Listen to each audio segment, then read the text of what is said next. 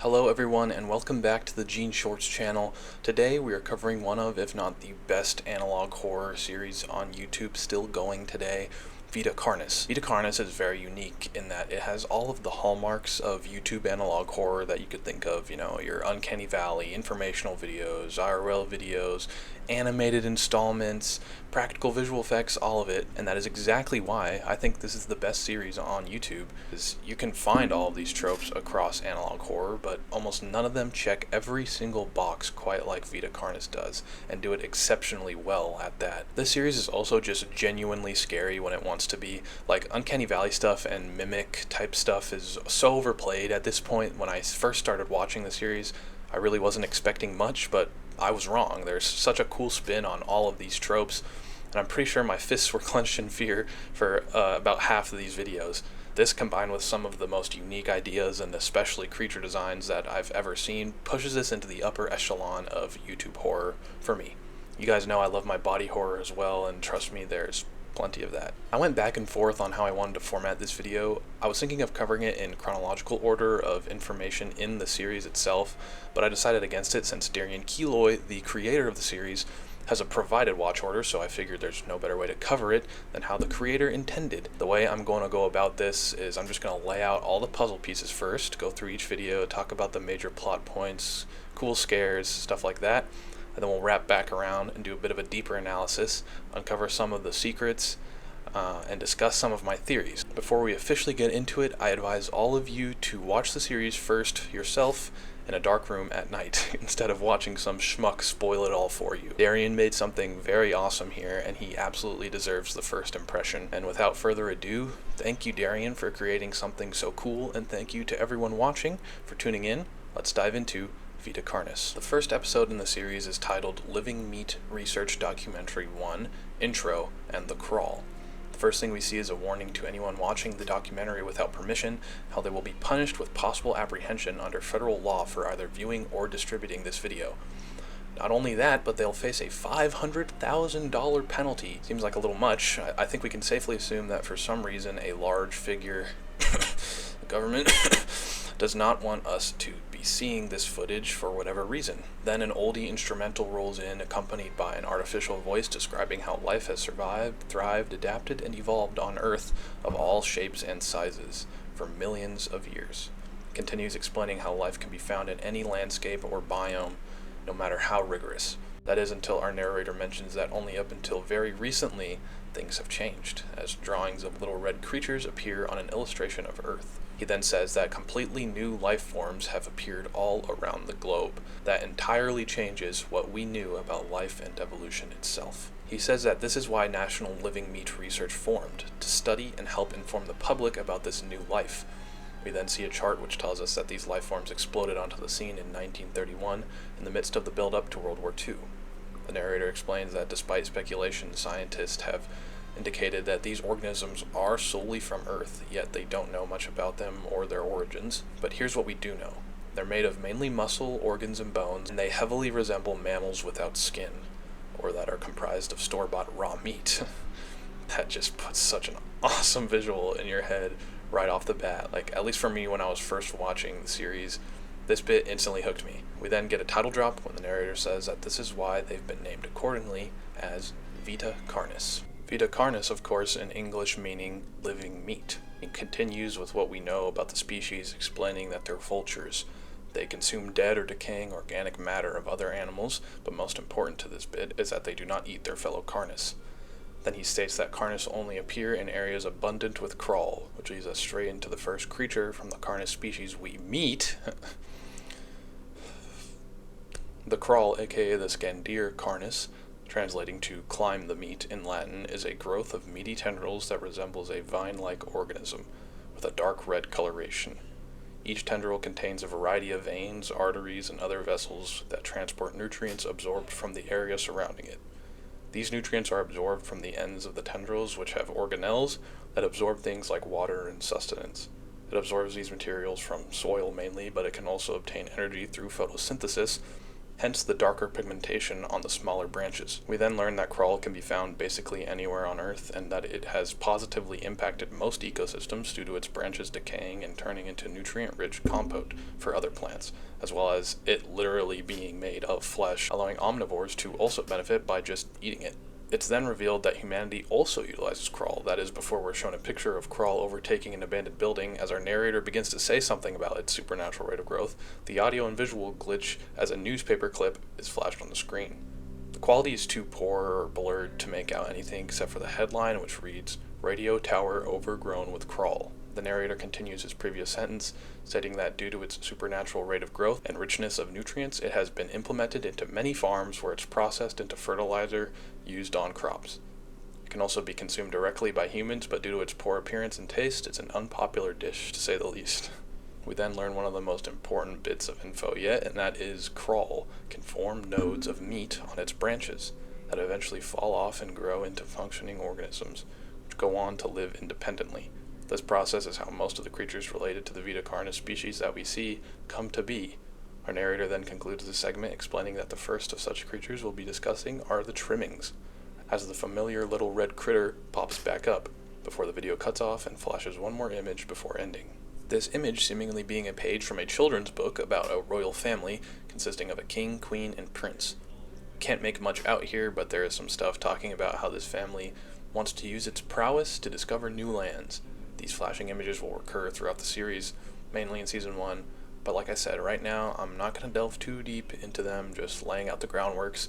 We'll get into all of this later on. Episode 2, Living Meat Research Documentary 2, Trimmings, opens with our meaty friend, the Trimming, aka Vita Carnis, or Cowardly Flesh in Latin.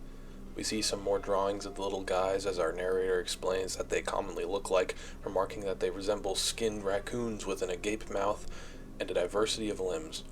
Not only this, but all trimmings are unique with different body shapes, limbs, and other characteristics.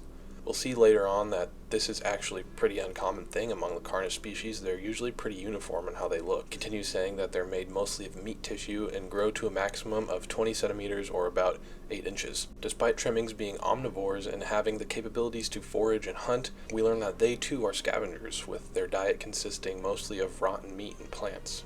The narrator then says that despite its appearance being unsightly, as this terrifying image flashes on screen, it's a cowardly creature that really only reacts when threatened. Calling this thing's appearance unsightly is not nearly egregious enough, if you ask me. The narrator then explains how the trimmings population should naturally die out due to their lack of defenses, as the footage lags again. Flashing another image on the screen, it's another newspaper clipping with the headline, "Mass Trimming Infestation." This time we can actually make out the story itself, which reads, "Estimated 400 plus trimmings gathered under a large, abandoned satellite dish," as the rest is scribbled out by someone, as well as some highlights and more edits like the last one. The narrator continues saying that trimmings dying out is not the case due to the sheer quantity of trimmings produced by the crawl. He says that trimmings are naturally found where there is ample crawl, and that they grow quickly with a max lifespan of 2 to 4 years. Though many consider them pests, as we see some rather unsettling images of trimmings infesting houses and digging through trash. But despite this, some people still keep trimmings as pets, as we're shown an image of one in a doggy bed. "Come look at my skin raccoon meat dog guy, he's chill." Just kind of walks around and does literally nothing except look revolting. You have to feed him rotting matter constantly. The narrator then wraps it up and reveals that the next species on the list is the meat snake. It just keeps getting better, doesn't it? This is before the footage glitches again, showing us a brief look at another page of the kid's book. This one depicts the family on a ship sailing to new lands when their boat is hit by a great storm that swayed the boat, causing the prince to fall overboard, drifting away at sea. Living Meat Research Documentary 3, Meat Snakes, opens with, you guessed it, a meat snake, otherwise known as Emortalmarcus Carnis, or Tabaro flesh. We're shown an illustration of said meat snake while the narrator explains its appearance, being a worm-like creature made up of various kinds of meat. It's coated in a transparent membrane and varies in size depending on how much food it consumes. We then learn that when it first falls from the crawl, it's only a few centimeters in length, and we're again shown some awesome art. I don't know if he makes these in Blender or just digitally draws them, but it's really some of the most unique designs and styles you'll find in the analog horror bubble. Darian's just awesome. It usually grows to around 5 meters or 16 feet. Then we see something a bit weird. Our narrator says that meat snakes can grow much larger under extreme conditions, like natural disaster, war, and plague. See what he means by that when the footage skips again. This time another newspaper clipping is shown briefly reading, "Largest meat snake ever discovered during a sweep of underground settlements made during the war.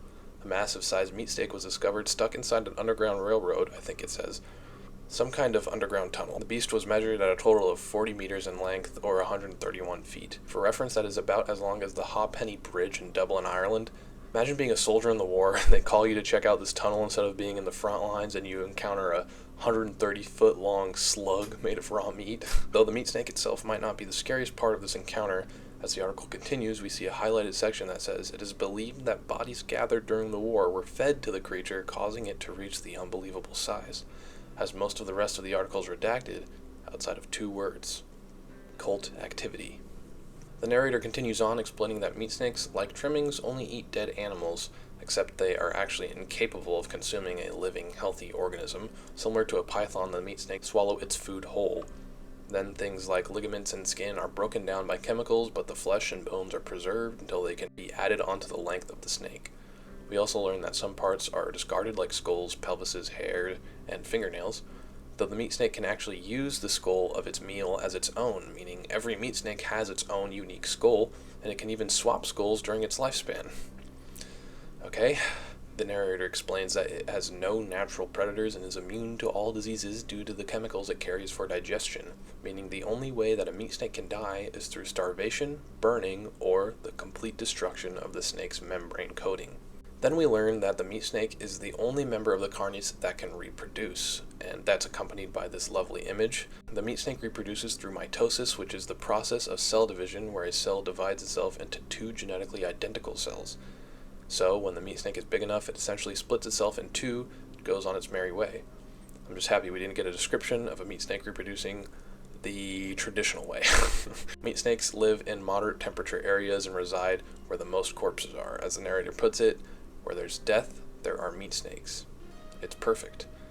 Humans once again have a use for these creatures as a form of clean disposal of their scrap, especially since the chemicals inside the snake negate any potential disease carried in things like corpses.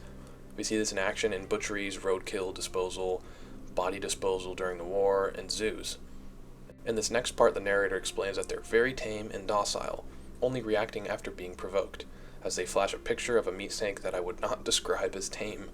The installment finishes up with one last terrifying image before the narrator remarks that we're moving on to our next member of the Vita Carnis family, the Mimic. Before it ends though, you guessed it, another page. This one depicts the prince washing up on shore and finding a cave to settle in. It reads, "After being stranded at sea, the young prince eventually was cast to an island. Injured, the prince stumbled his way into a nearby cave. The prince used what magic he could to put himself into a healing sleep." The narrator begins documentary 4 explaining that mimics, or Trucidatum carnis, or butchered flesh, are bipedal creatures with uncanny similarities to humans, as sketches of these creatures are shown on the screen. Mimics are once again skinless, but greatly resemble us humans outside of a few uncanny characteristics, like extended fingers and limbs, large bulging eyes, and a wide toothy smile, due to how the muscles in their face are shaped. They even have an ideal tooth composition for biting down and ripping off flesh, to be swallowed whole. Then the narrator explains that mimics' diets consist of entirely human flesh, as the music cuts out and the footage pauses on the mimic. A mature mimic's diet is comprised entirely of human flesh.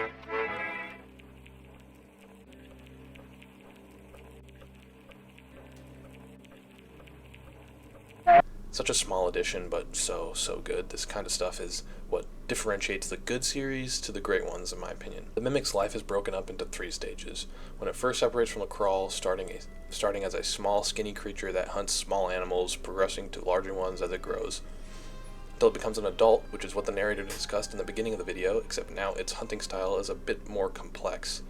Mimics in this stage will find areas densely populated with humans, like cities, then find a target and stalk them for a while, figuring out their patterns until they eventually break into the victim's house, where they kill them in their sleep most of the time. This is demonstrated with this awesome clip. Once the prey is within position, the mimic will advance silently until it is close enough. The mimic will then execute and immediately begin consumption. Once the mimic has had its fill, it will leave the scene. They'll even use things like clothing disguises and hiding in furniture to get to their prey. You sit down on your couch after a long day in the mines, something poking me, lift the cushion, and there's horror beyond your comprehension just there. The adult mimic will then flee the scene and digest their meals somewhere else alone. In the event that a human is awake when the mimic attacks, they will use a variety of sounds, like the door knocking sound effect that I'm almost certain scared me all 3 times I watched this. A mimic will use a variety of sounds to either lure or startle prey into cornering themselves. To lure or corner the victim. Then we see something we haven't seen yet in this series. The narrator continues saying that after luring or cornering its prey, they'll swiftly attack them. But just as he says that, the footage bugs again as we cut to real life footage that I'm just going to play. And kill the helpless target.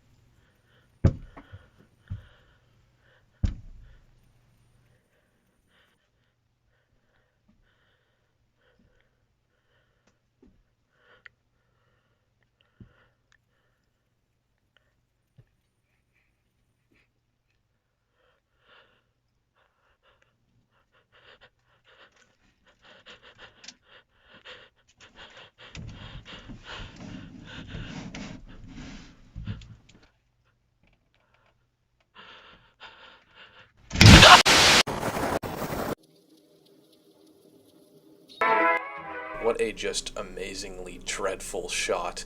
Clearly this is some recovered footage of a fellow who wasn't as lucky as the previous photographers we've seen, to say the least. On to the final stage where the mimic has 2 morphs it could obtain. If a mimic has a steady supply of food, it will begin to adapt more and more human-like features, skin, hair, until it looks almost exactly like a human, which at that point it's open season for them. I want to drop one of these into Florida and just see what goes down. The second morph occurs when a mimic has an overabundance of food, where it grows into the most efficient predator known to mankind. It's larger as its limbs grow longer and its humanoid features almost entirely fade. It develops a thick, dark skin that is more durable than before and simultaneously allows for more strength and flexibility the more flesh it consumes. Though this excludes the face, which grows a pale pink skin, retaining its deep, empty eyes and large smile. We then learn that, naturally, nations around the world have created instructions for how to fend off a mimic in the instance of an attack or counter. These instructions include avoid going out alone if your area is known to house mimics or has had many mimic sightings. If you encounter a still mimic that is unfazed by your presence, quietly leave the area and call the cops. In the event that you're being attacked, get yourself into a position where you can flee and won't be cornered, as mimics rarely pursue their prey if they have a clear escape route. If you're cornered, get into the fetal position and protect places like your neck, head, and vital organs. Also make sure to make a lot of noise to alert people around you. If I'm in this position, I'm letting it take me. And if I'm a guy walking down the street, I hear some dude screaming, "Help! It's a mimic, help!" He's playing a game. He's chilling. He's not serious. If you have a weapon, like a bat or a gun, don't use it. Mimics are basically impervious to something like that. Rather use it to block attacks. Lastly, if a mimic is hunting you but doesn't know exactly where you're at, hide somewhere low. Mimics rarely linger for too long. Very helpful advice. If the skinless 8-foot-tall person is hunting you, hide. The narrator concludes saying that the next creature we'll be meeting is the Harvester. The footage skips again. We see another page that depicts the cave during the 4 seasons. It reads, "The prince's sleep was long. He slept for what seems like forever. As he slept, the land around him changed and grew. It was unrecognizable from when the prince first arrived. But the sleep still needed time to heal the prince, much more time. But it kept the prince safe while he rested, guarding him from the elements as the land changed." Though this isn't where the video ends, we cut back to more real-life footage of the same camera and flashlight from before, this time on the ground, pointing at a blood-spattered wall, accompanied by some absolutely horrifying audio of our cameraman being devoured by a mimic.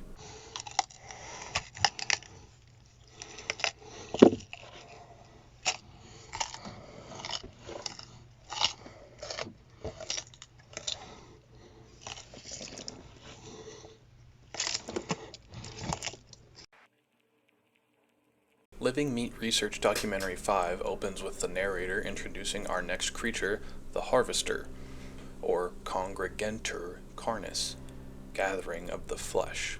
The narrator continues explaining that harvesters are bulbous masses with numerous tendrils. The bulb itself is around 10 feet tall and 6.5 feet wide. Its tendrils, though, they can grow up to 492 feet long horizontally. Instead of falling off the crawl's branch, harvesters grow on the branch until they take over the rest of the crawl. The narrator shows us the harvester's two types of tendrils. The first is close to the surface and contains bear trap-like spines on either side of the tendril. One side of the branch injects a neurotoxin that paralyzes the victim. The other injects an anticoagulant, which prevents blood cells from clotting, essentially allowing more blood to escape the body quicker. If a large enough animal, like the deer depicted in the video, wanders into harvester land, the tendril will latch onto it and inject it with both venoms. The prey will eventually bleed out due to the paralysis and anticoagulant, and this is where the other tendrils play their part. They lie deeper underground and are similar to the smaller branches of the crawl in that they are thin but sturdy and contain organelles to absorb nutrients. Naturally, these tendrils consume the blood and what's useful of the animal's corpse, and send all these nutrients to the central bulb, which holds all of the creature's organs and stores both venoms. We're then met with some more totally not terrifying images before the narrator explains that the scraps left over underground create rich soil that in turn allows for healthy plant growth, attracting more animals to the harvester's hunting grounds. Repeating the process. Though the harvester is picky, it won't latch on to smaller animals like rabbits, its fellow carnis, and for some reason, certain species of bird. The leading theories as to why are that the harvester simply would expend more energy than it receives latching onto a smaller animal, or the smaller animals attract predators that are larger, allowing for a safe place for prey, dangerous place for predators, and a better meal for the harvesters. Our narrator then points out the obvious a bit more, remarking that harvesters are both amazing and deadly creatures. They're a little rarer than their counterparts, only showing up in the northern hemisphere and woodland forests. We are then confronted with the fact that if you're stung by a harvester, then you cannot be helped. There's no cure, and fatality is 100% positive. As the narrator says this, though, the footage glitches again, revealing another newspaper. Much of this article is redacted or blurred out. What we can make out is a title which says, "Family attacked by harvester while hiking," something about how the authorities refused to do anything about this harvester, other than putting up a warning sign. We see an example of one of these signs while our narrator tells us that our best bet is to just not encounter a harvester at all. You know, this narrator guy is pretty savvy. Would have never thought about not purposefully walking into the 500 feet of an unavoidable death. He then says that if you find yourself in the middle of a harvester's hunting ground, don't panic, because sudden movements will certainly trigger it. He says that, though a harvester is rather forgiving, which is just comical, don't risk running. Instead, toss objects with decent heft towards the bulb and away from your escape route so that it latches onto it and not your leg meat. Repeat this process until you can safely leave. He concludes the segment and introduces us to our next friend, which happens to be my favorite in the entire series, the host. It's Prince Book page time, baby. This time it depicts a group of little critters who begin living on the island, but are faced with times of hardship as there was little food to go around. Documentary 6 opens with the host of influence, or Imperium Carnis, dominion of the flesh. Our narrator first clarifies that it gets its name due to it being a sort of host that invites people to a party rather than a host like the victim of a parasite. The host has a humanoid head, torso, and arms, but the lower half is fibrous tissues and tendrils that burrow deep into the ground to keep the host stationary. As we're shown some photos of the host, the narrator says that, similar to the rest of the Carnis, hosts don't have skin but rather muscle tissues and veins. Though some parts of the body are covered in a meaty plate to protect vulnerable areas, the head of a host is completely smooth and sits on a crooked neck with a slit in the middle, used for feeding. On its back, however, are hair-like substances that protrude out and excrete spores, which are hazardous. But as the narrator explains this, the video skips and two images are flashed on the screen. The first being some kind of orb-like thing, and the second, which is accompanied by an auditory abnormality as well. These spores are hazardous, so keep clear of them at all costs. Looks like two people with their arms raised in the air. We'll get back to these images eventually. Luckily for us, the hosts are rare. Only found in North America. The spores that the hosts release can be picked up by wind and travel pretty long distances if inhaled. The particles make their way to the affected organism's brain, infecting them. The narrator explains that at first an infected organism won't experience any symptoms till hours later. Eventually you'll feel restless, experience sluggish movements, numbness, and lack of coordination. This is before the more serious symptoms arise, including dizziness, migraines, impaired speech, and trembles. Continuing, the narrator says that around 6 to 7 hours post-infection, the infected organism will cease all activities they were previously doing and begin to walk. As the narrator says this, a clip of someone walking in the snow is spliced in. After a total of 6 to 7 hours after infection, the organism will cease all activities they were previously doing and begin to walk. We learn that the victim doesn't just wander aimlessly, instead they will always walk toward the host who infected them, no matter how far they are. More walking is spliced in as our narrator explains that if the infected organism makes their way to the host, they will kneel down in front of it, expose all their vital organs as if they're welcoming a hug, allowing the host to gut them and remove said organs, so it can consume them and leave the leftover scraps. Though there is some hope for us, as if the infected doesn't successfully reach the host within 36 hours, their infection can be treated and they will eventually return back to normal. The narrator also just throws in that if the host isn't hunting well enough or doesn't like its location, it can just unroot and go somewhere else. Like, that's almost as terrifying to see as a mimic, in my opinion. That thing just dragging itself towards you with clouds of spores emitting from it. We're then shown the only known photos of a living host once more as the narrator concludes this segment, moving to the next creature, monoliths. The monoliths. Our newest page this time depicts the little critters we met last episode in the cave observing the sleeping prince. It reads, "Although one day the critters found the cave while searching for food. They found the prince entranced in his healing sleep.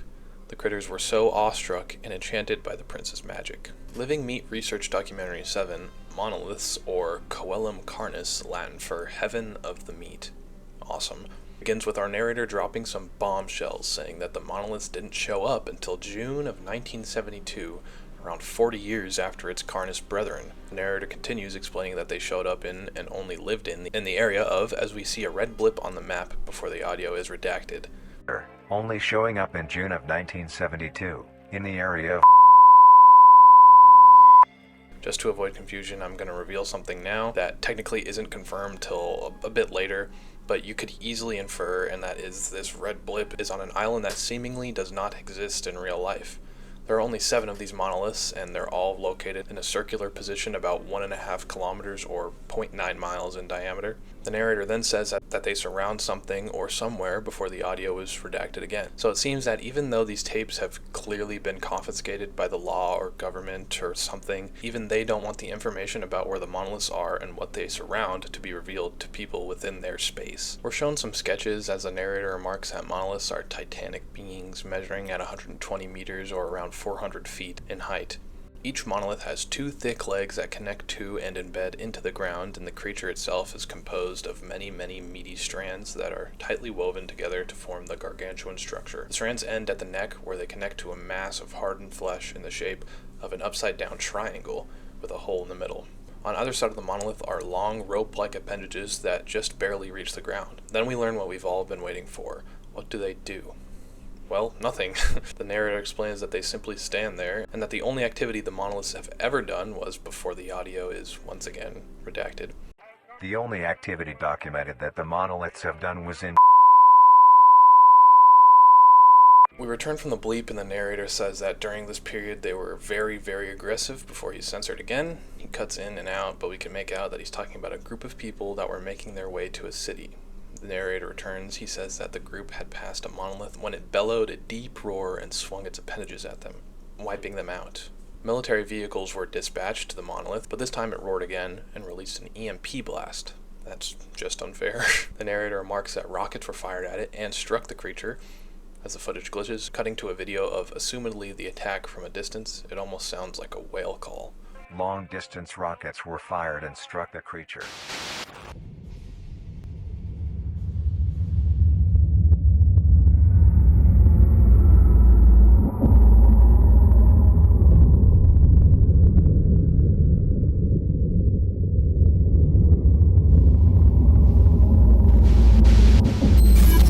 The narrator continues explaining that, though it was damaged, it regenerated at great speed before it resumed its stance, unfazed. We learn that the area is now restricted and fenced off, which, yeah, why not before the thing, the size of a 40-story building, attacked a random group of people? With that, the narrator concludes the episode, exclaiming that the final creature on the list is... before the footage abruptly cuts, but right before it does, we see a red orb appear in the final slot. To these meat beings. And finally, the last creature on this list is... The footage returns, concluding the entire documentary, thanking us for joining him along the journey, as it seems, once again, whoever confiscated this footage doesn't want anyone seeing the final episode. Another page appears, this time depicting the critters discussing something among themselves. Can't make out a ton, but the gist of it is that the creatures are debating what to do with the prince. Some say they should wake him up, since maybe he can use his powers to get them food. Others say he's too dangerous and they should leave it alone, but they ultimately decide on the latter. Moving past the documentary, our next episode, titled Cook at Home Kitchen Cheese Crawl Penne Cook-Along, is exactly what you're imagining. Video opens with a TV flipping through channels, most of them unimportant, until we reach one broadcast asking for help locating a wanted person. That person being Vincent Barrar, a key character in the series moving forward. He's seemingly being hunted by the CSIS for interprovincial travel and production of sensitive material. This has some pretty dire implications, the biggest being that for some reason the Canadian government has enacted laws that ban travel within provinces, and implies that Vincent was possibly spreading the banned documentary. This, combined with the local government's malpractice with the harvester attack we saw in the documentary, suggests that the state of the world, or at least Canada, is a little fishy right now, almost as untrustworthy as our government. He's also, as I mentioned, Canadian, which confirms that this series does take place in Canada. We flip through a few more channels till we get to what seems to be the one we're looking for. That being an instructional cooking video about how to cook a cheesy crawl penne pasta. The artificial voice covers the ingredients needed, including crawl. Whatever Darian uses to simulate the crawl is so cool and exactly what I envisioned it to look like in my head. She gets through more ingredients, spices, green onions, cheese, until we get to the proclaimed most crucial ingredient, Nutri-Co's newly released flavor enhancer. Now there's a few things here that I want you guys to save for later. The first being Nutri-Co and their logo. Also remember the color of the flavor enhancer itself. Our narrator and instructor continue explaining the steps, but instantly something's off. An instructor is introduced, but he's wearing a fully protective suit with protective gloves and what looks like a gas mask. Why would a random cook making a popular dish for cable TV need all of this? Get to the segment where the person in the video has to prepare the crawl. We get this close-up shot of him cutting into it. It looks really tough to cut. Has this film around it and excretes this brownish red liquid as he cuts into it, accompanied by some awful noises.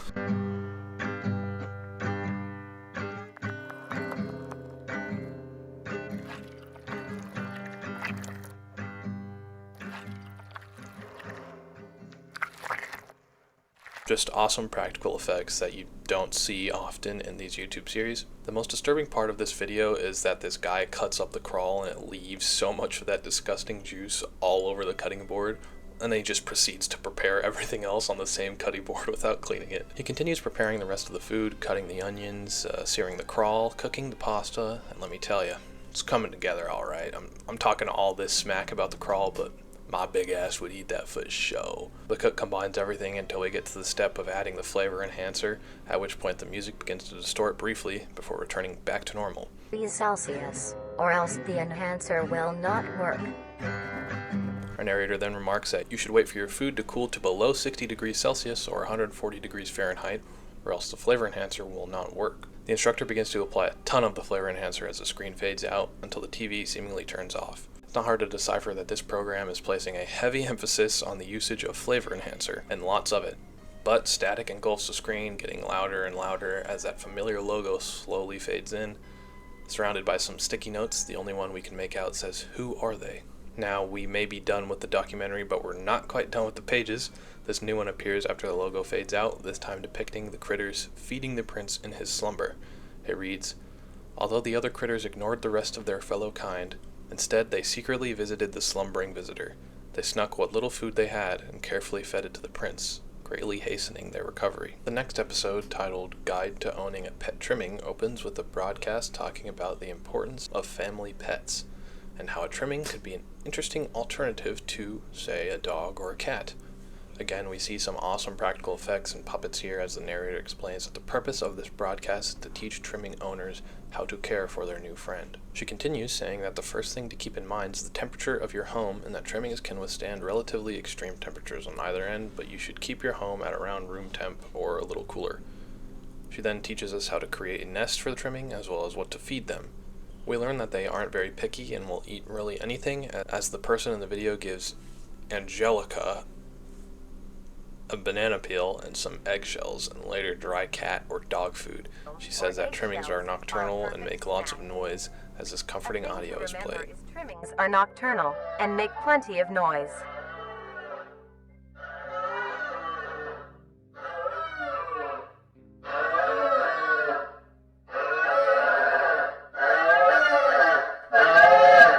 To prevent you from having... It's like owning a garbage disposal, except it smells like raw meat and moans all night. We then move on to house and exercise accommodations, where we see some very cute shots of trimmings grazing and standing awkwardly. Then entertainment, where the narrator says that they're not the best at playing, as the funniest clip so far plays. She then says that trimmings do enjoy things like watching television and listening to the radio, which makes sense if you recall some of the newspapers from earlier, where the trimmings infested a satellite dish and the crawl took over a radio tower. She continues explaining the proper way to clean your trimming, as we see the ugly little hellspawn get sudsed up and dried off, and finally we learn how to give trimmings proper affection. The most notable part of this is how much emphasis the narrator puts on telling your pet trimming about your life, what you do daily, etc. She wraps up the footage. The screen fades to black, but we get another page. This one depicts the prince awake with the critters. It says, "One day the prince awoke suddenly. Thanks to the critters' assistance, the healing process had finished very quickly. The prince had fully recovered and was now fully awake and aware of their surroundings. Surprised by the sudden awakening, the critters ducked and hid from the prince's sight." I think that's what it says, at least. The next episode, titled Meat Snake Specimen Archived Footage, begins with what sounds like someone inserting a VHS tape into a player until footage appears on screen. We see another warning message similar to the one from the documentary until it cuts to a drawing of seemingly a meat snake, with a narrator talking about the end of the war. He says in 1945 the cleanup process had begun when a cleanup crew came across a grotesque discovery in an underground train tunnel, as an image of a huge meat snake lodged in a train tunnel appears on the screen. He describes it as a meaty wall with several skulls surrounding an opening in the center, likely being an evolution of how meat snakes take on the skulls of the corpses they consume.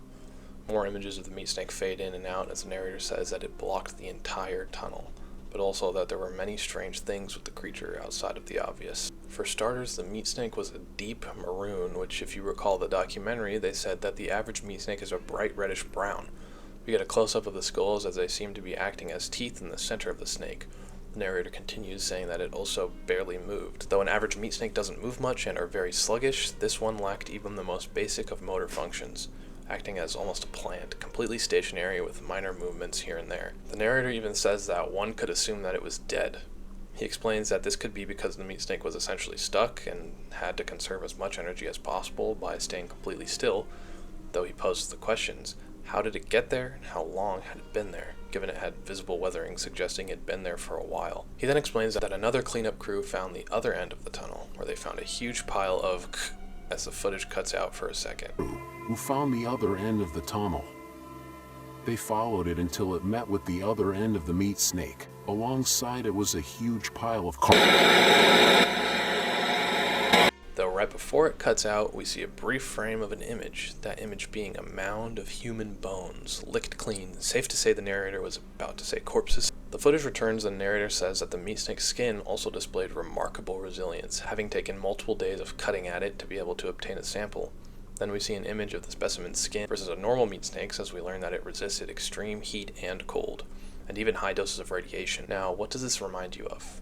Where else have we seen a member of the Vita Carnis tree develop darkened and more resilient skin as a product of overconsumption of humans? The elder mimic. Then he reveals what's probably the most disturbing part of this huge meat snake, and that is the smell. It's not what you think, though.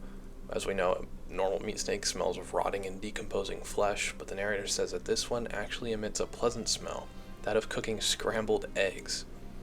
Imagine being a soldier, or really anybody, captured by whoever was feeding this thing. You're being dragged down to a tunnel, and you smell scrambled eggs, except it's our gargantuan meat snake. Reaching the end, the narrator says that the meat snake was later discovered to be missing by some unknown source, as the footage cuts out again, before flashing an image of seemingly a high-ranking military official, except his face is redacted. Not only that, but if you look closely, he's wearing a medal or pin on his shirt, donning a logo we've seen before, the Nutrier Co. logo.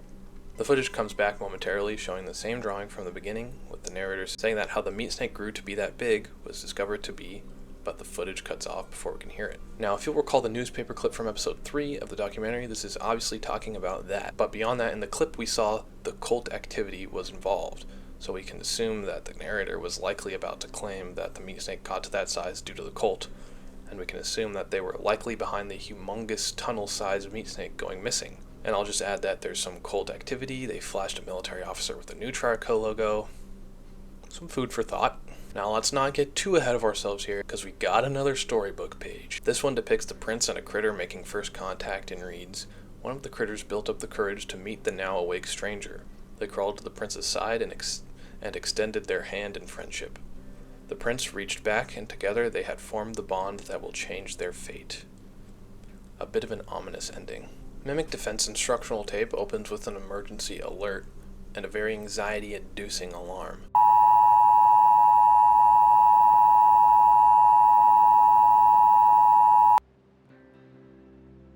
We proceed where we first learn that this part of the video takes place in October of 1986. Then we hear another automated voice explaining the purpose of this tape, that being an increased number of missing persons in the area due to a large growth in mimic population.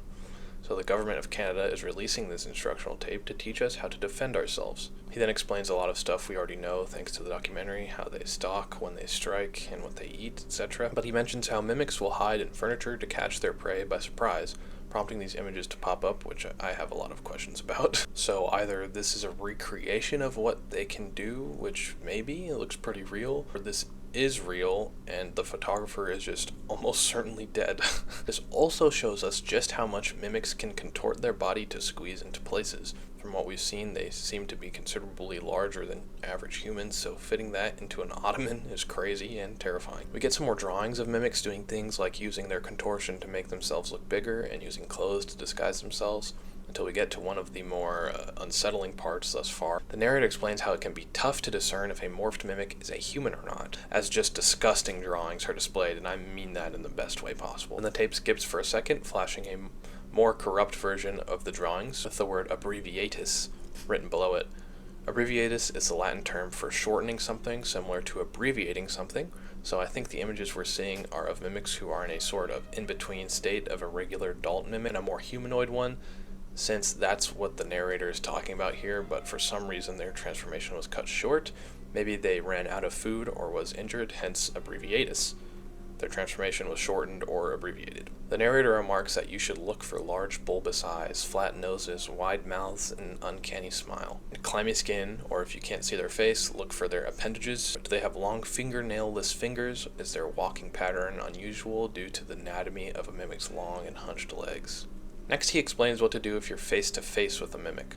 If it sees you, don't panic, stand your ground and try to appear larger, wave your hands, make a lot of noise, and maintain eye contact so it feels more threatened, making it less likely to attack. He also says that if you have a weapon, to target the head or legs, as that's where they're most vulnerable. Make sure to fight back and assure it doesn't get a hold of you. If you encounter one that hasn't discovered you, stay out of sight and alert the authorities. But stay where you are so you don't notify the mimic. If they give chase, however, run, try to get somewhere out of the mimic's sight, and hide. But whatever you do, don't leave the area, as officials will need to locate you to help you. He then wraps up the instructions, the video cuts off, and we hear someone take out the tape. There was something off about that though, right? Well, if you'll recall the documentary portion on the mimics, then you probably noticed that there are many contradictions between this tape's instructions and the documentaries. Firstly, the documentary says to go into the fetal position if attacked and unarmed, to protect your vital organs, but the government-mandated instructions say to make yourself bigger, wave your arms around, expose yourself. This one says that if you're armed, to attack the mimic, yet the documentary says to use your weapon to create a barrier between you and the mimic. It also says not to leave the scene if you discover a mimic that hasn't noticed you, while the other says to quietly leave, then contact the authorities. And we even see a bigger emphasis on not leaving the area if followed by a mimic just a few seconds later. And the cherry on top is the documentary specifically says the worst thing you can do is corner yourself, and that it's likely a mimic will leave you entirely if you have an open escape route. And this one tells us, if we're chased, find somewhere to hide and don't leave. It's obvious that the government has been corrupted or infiltrated by some entity who is in cahoots with the Vita Carnis in some capacity. We'll get into that fully later, of course, but just keep that in mind. We hear another tape being put in, the screen flickers on as it's revealed to be an evidence tape pertaining to the Christopher and Janice case in 1983, so 3 years prior to the previous tape. It also says to discard all copies of the tape once it's been watched. It begins with two people standing on a porch and their faces are censored when they try to show them. It's clearly pretty late at night as they set out to their currently unknown destination. They banter for a while until Christopher pulls out a flashlight. Finally, they keep talking. Janice asks if they should be out so late and says she's hungry. Christopher says he'll cook her something when they get home, so we know they live together. They walk for a little while longer. The camera cuts out again. When it comes back, Chris is complaining about the camera turning off and on, remarking it was the best he could get his hands on.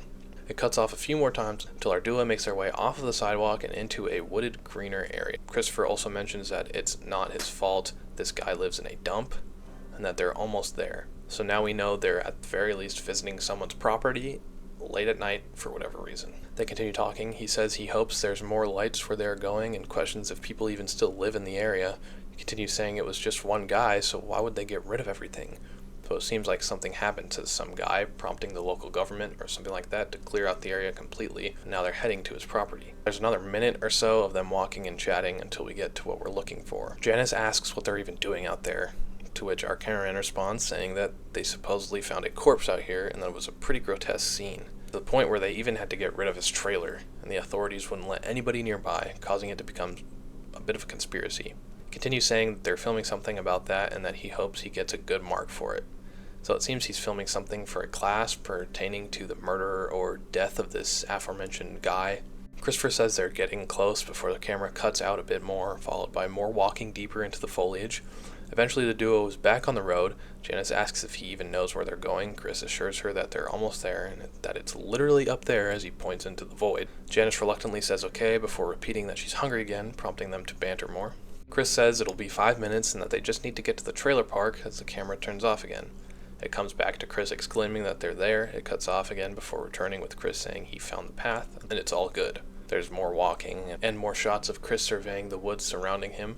It seems like he's getting more and more paranoid the deeper they go. Eventually they make it to an abandoned, overgrown car in a field off the main path. Chris remarks that he didn't see this last time he went up there and that he could get some shots of it for B-roll or atmosphere, so he does just that.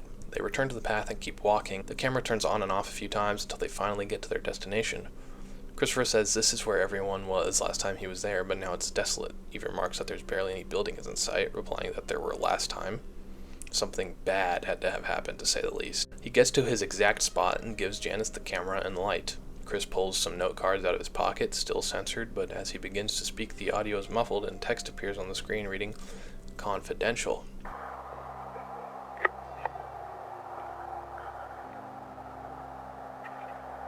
Okay. You're 19. Teenage boy was coming home from the trailer late. Even still, we can make out some of what he says. He talks about a teenage boy who was returning home to his trailer, but when he arrived, he found the grisly scene of his father's death. Chris mentions the father's name. We can't make out his first name, but we can make out his last, that being Barrar, which is, if you recall, the same last name as one Vincent Barrar, aka the wanted person from the Crawl Cook-Along video. Chris continues claiming that the police were called, but strangely enough, they almost immediately closed off everything. Nobody allowed near, though a few witnesses saw what actually happened.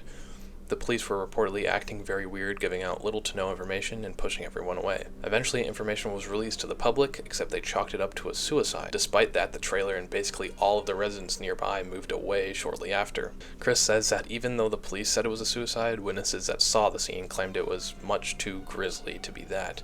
Despite all of this, the police never commented further. But that's why Chris is here, to find some damn answers, as he wraps it up. And the first thing Janice says is making fun of Chris for saying grisly too much, which, yeah. They decide to do another take as the camera cuts and we return to them wrapping up again.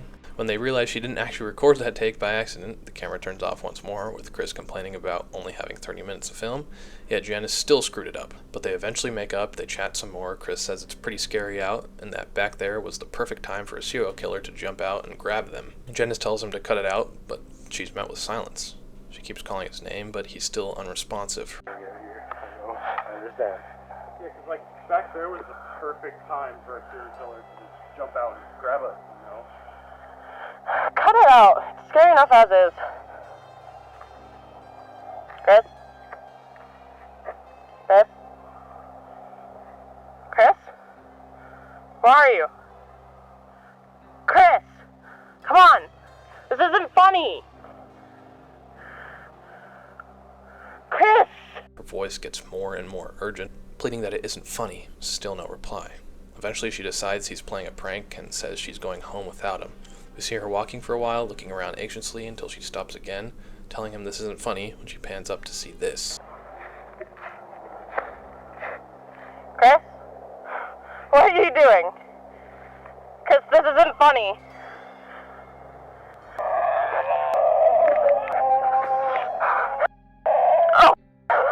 The mimic bellows as he feasts on what's left of Chris as Janice bolts. She's running, breathing heavily as the mimic continues to screech. She begins to scream for help herself until she makes it back to her house. She runs in for shelter, stumbling to the ground as she enters, but it's too late. The mimic's arms burst through the door's window, scrambling to unlock it. Janice and the mimic's yelps grow louder, as the final shot is the mimic beginning to consume Janice, with the tape lagging and cutting off.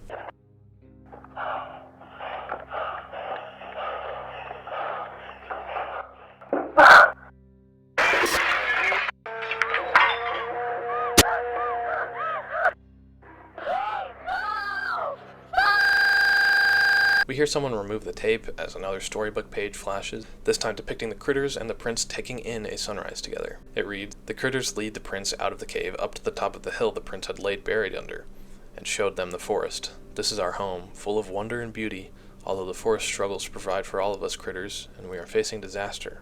Can you help us?"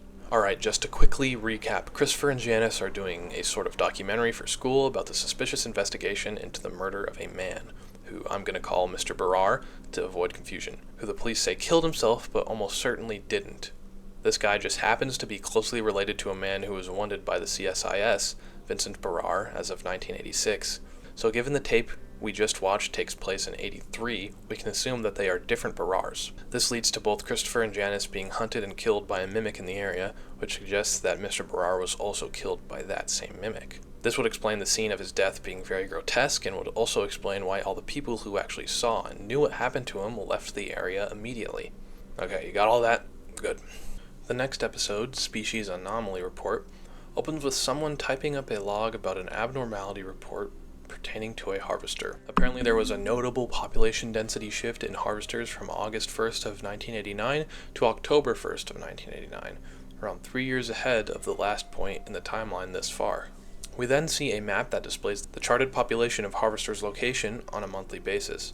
The first map appears showing a decent spread of harvesters across Canada, though the island unique to this series in Hudson Bay, Canada in real life seems to have a lot, though after a few seconds the video and audio begins to falter, cutting to black with some nature noises, before an image of a beautiful family pops up on screen. Beautiful.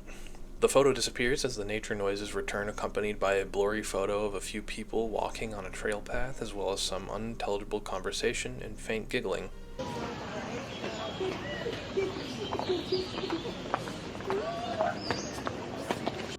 The footage then abruptly cuts to what seems to be very grainy and dark video of tendrils growing, with what sounds like the souls of the damned in the background.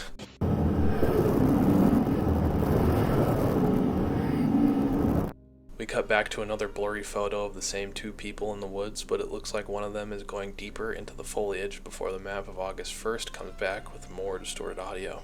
The map of September 1st is shown, where it seems the harvesters across Canada are moving closer to the island. This is only on screen for maybe a second, though, before returning back to the blurred photo of red and blue jacket fellows frolicking. We cut back to the tendrils growing as the heartbeat in the background also grows.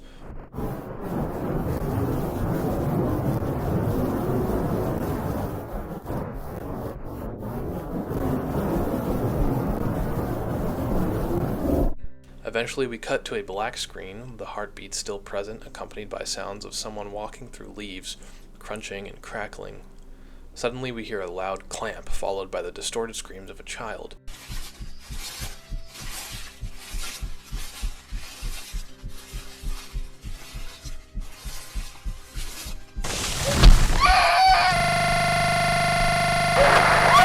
We then see a camera pointed upward as blood floods the screen.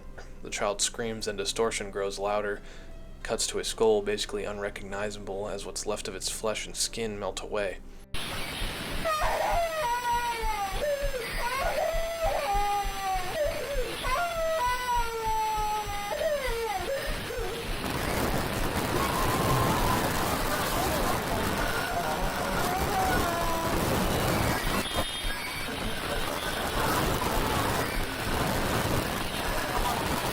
audio keeps distorting further, the cameraman shakes vigorously before the photo of the family flashes again. At first it's normal, until it flashes on screen once more. This time, one of the children has turned into a corpse. The distorted audio screeches to a halt, the nature sounds return with a black screen, heartbeat still present. Eventually the September 1st map reappears before it cuts to the same map except it's now flipped upside down. We cut to a blurry image of who we now know as a child in a red jacket on the forest floor, bloodied and brutalized, as more womanly screams flood our ears this time. We cut to another gored and melting face, the screams intensified and distorted again.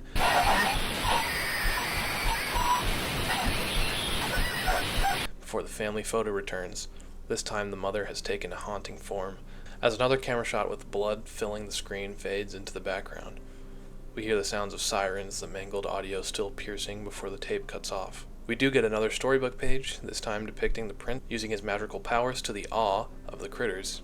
It reads, "The prince stood back, spread his arms, and before him glowed a bright light. Mystical shapes and colors, lights and figures. The critters watched with wide eyes. Such sublime brilliance. The prince completed his display. He vowed with the power he held and the help of his kingdom, he shall heal their home." Amazing episode. The storytelling without showing what's happening or directly ever is so awesome. I'm going to clear it up a little bit though. So this obviously depicts a mother and her child out playing and walking in the wilderness before the kid, the figure in the red jacket, ventures too deep and is attacked by a harvester. Hence the clips of the harvester's tendrils expanding and growing. We can safely assume the kid dies because of the various clips. The mom, the figure in the blue jacket, hears this happening, tries to help, and suffers the same fate. I do want to mention that I think this takes place near Hudson Bay since it's paired with the maps of the harvesters. And if you recall from all the way back at the Harvester documentary episode, we saw a newspaper clipping of a family attacked by a harvester, yet the authorities did next to nothing about it. This is almost certainly that family. Again, just a haunting episode. I mean, imagine you're taking your kid out to play in the forest, but he goes out a little too far. The next thing you know, he's latched into this death trap where you basically have no power. You just have to watch his flesh ripped off his body, paralyzed. After I thought about this episode a bit more when I first watched it, I realized that the mom likely either had no idea harvesters existed or didn't know of their level of lethality. Think about it. The only reason we know how dangerous they are is because of a banned informational documentary that probably nobody saw. And the only warning we've seen for the other Carnis was basically doctored by the government to make them out to be less dangerous than they actually were. So the mom probably saw her kid getting paralyzed and drug underground, blood pouring everywhere, and had no idea that there's nothing she can do. She likely still thinks she can help him, but as we know, it's futile. Nobody has ever escaped the jaws of a harvester. Just a chilling tale told by Darian in under 5 minutes. Awesome. Flavor Enhancer commercial begins with bright, streaky drawings filling up the screen as an artificial voice begins talking about flavor and the Flavor Enhancer. Towards the end of the drawings, we see a familiar logo drawn as the narrator reveals that this is a commercial by NutrireCo. He talks about how the Flavor Enhancer allows you to get the most taste out of your food as someone dusts a plate with the Flavor Enhancer itself. He then introduces the new and improved Flavor Enhancer Deluxe. Compared to the regular Flavor Enhancer, it comes in a larger size and dons a bright yellow color. He continues displaying a graph that shows just how successful the Flavor Enhancer is. People really like this stuff.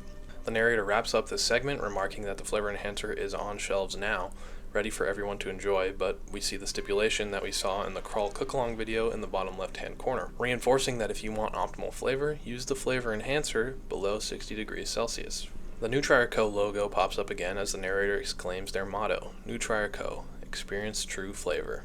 After that, though, the enhancer disappears off the table as the footage glitches, and a high-pitched sound creeps in. This only lasts for a few seconds before cutting back to a Flavor Enhancer ad, though it seems to be slightly different. This time the narrator sounds a little less enthusiastic, almost unemotional, and the background is altered. These larger serving sizes make dining even more pleasant, now allowing more generous amounts of enhancer at a time. He states that the new size allows for more enhancer to be used, causing that much more flavor. He repeats the ending segment of the ad along with the motto, except this time the footage glitches and high-pitched sounds cut him off. We cut back, this time a woman is narrating, reiterating the same messages, but she's cut off even earlier. Make tasting even more awesome. The process repeats again, different narrator and set, same script, but cut off earlier. Finally, the glitching and audio stops as the sluggish narrator returns, even more lackadaisical.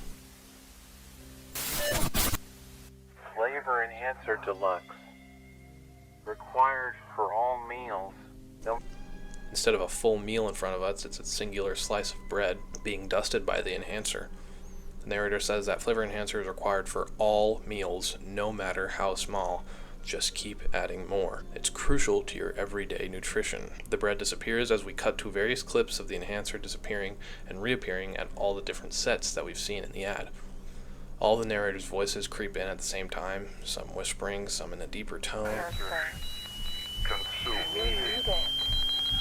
telling us things like we need the flavor enhancer. It's the only way we can enjoy eating. You need it, you must consume. While all this is happening, the high-pitched ringing grows louder and louder. Eventually, clips of disembodied arms and hands reaching out to the flavor enhancer are spliced in.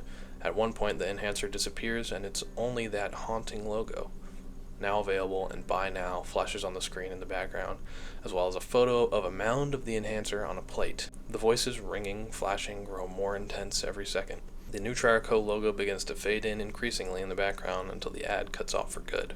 We do get another storybook page. I know you were all worried there for a second. This one depicting the prince on a raft sailing away while the critters watch him, though there's a flag on the raft that displays the NutriCo logo on it. It reads, "The prince gathered what he could and then set sail onward. Once the prince returns home, they will come back to the island and return to the critters." Alright, let's go over a few things once again. I could have revealed some of this stuff back at the Meat Snake Specimen episode, but I figured I'd just hint at it and wait. I'm sure you've all got it by now, but obviously the cult and NutriCo are connected somehow. Now, as of right now, I haven't decided if I think that Nutri is the cult itself, or just a company maybe taking money from the cult.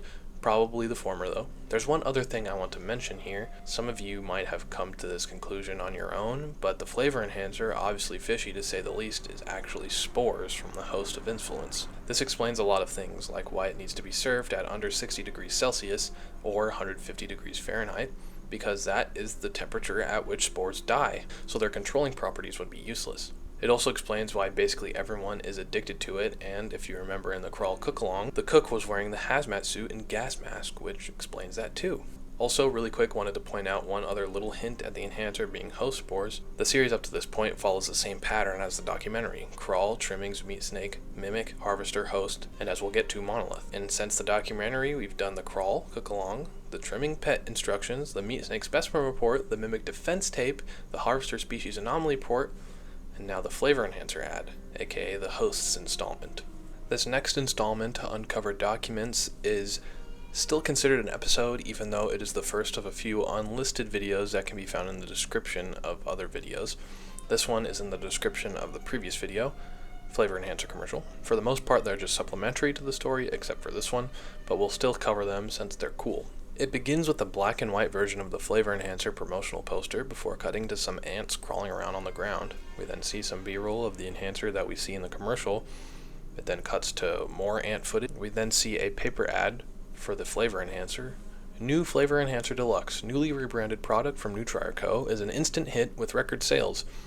It cuts to someone typing a report or document titled Confidential Info, described as files confiscated or not released to the public. It cuts back to more ants, then to a newspaper clipping titled Nutri Scandal that says, NutriCo is facing charges after numerous reports of sickness after consumption of their product, the flavor enhancer.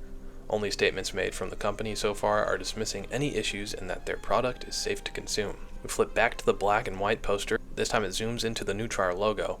Then a familiar photo is displayed, that being the photo of the redacted military officer donning the Nutri logo from the Meat Snake Specimen video. We zoom into the logo again before it cuts to another photo of a politician or government official, someone in a position of power, also wearing the Nutri logo. We zoom in on it again before cutting to a silhouette of an ant on a tree branch. As another photo appears, this time of a group of politicians all wearing the Nutri logo, it cuts away to various microscopic photos of diseases before returning to the ant on the branch, except cordyceps emerge from its head. Cordyceps, for those who don't know, are a type of fungus that burrow into certain insects like ants, feed on its nutrients, then when it's ready it will influence the ant to travel to the highest point it can reach and kill it by bursting out of its body and dispersing its spores that would theoretically fall onto more ants or insects due to the vantage point, and repeat the process. You may have seen this phenomena in media like The Last of Us or Invasion of the Body Snatchers. Not great implications, to say the least. We cut to a brain scan, presumably of somebody who was infected by the flavor enhancer spores, then to a few close-up images of the spores themselves.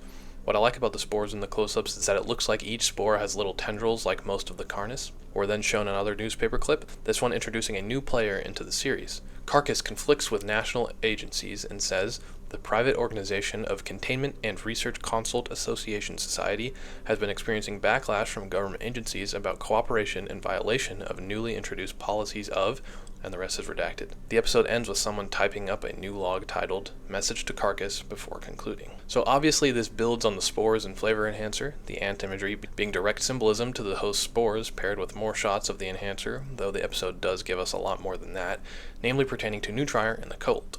We learn that Neutrier is facing charges for the enhancer causing sickness, likely the symptoms we saw in the Host of Influences documentary episode. We also learn just how tight the cult and Neutrier's grasp on the Canadian government is, as we see an alarming amount of politicians and officers that are assumedly aligned with this cult. Then, possibly the most interesting bit is in the end, when we're introduced to Carcass. We know well by now that we cannot trust the government, but it seems that Carcass is pushing back on them, violating policies enacted by various, likely corrupted, government agencies. We finally get a modicum of hope in this series, not out of it yet.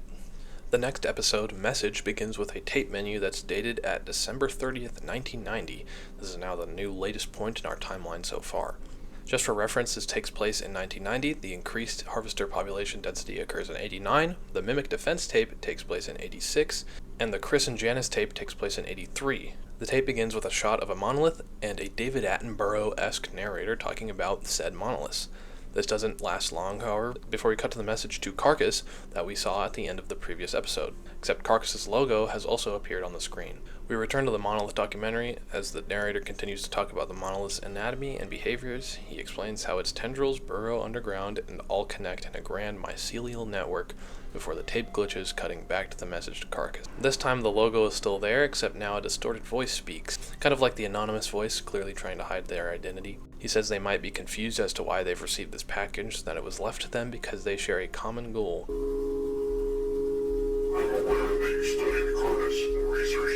Music rolls in and we cut to video footage of a bulletin board containing many of the documents we've been spoon-fed throughout the series thus far. Interconnected like that Always Sunny meme.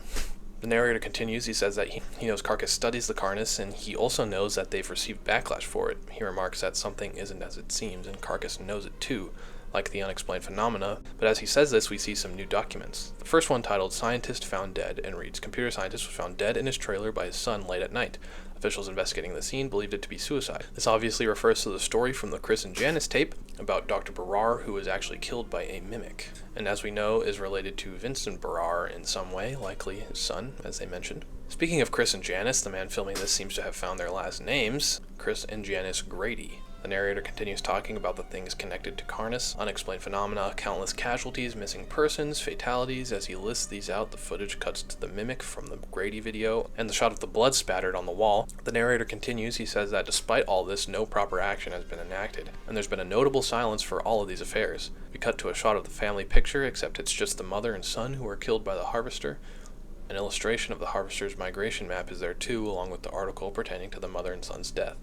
The cameraman says that people are afraid and confused and questions why nothing is being done. We cut to a newspaper clipping which says that the documentary we watched in the beginning of the video was actually made by teenagers as a project for fun, but they were arrested for releasing it as the authorities claimed it contained sensitive material and defamation. Imagine being arrested for like a school project, then some politician goes on the news who's clearly a mimic, wearing a suit with long ass fingers, like sweating everywhere. "They're defending my people, the Carnis.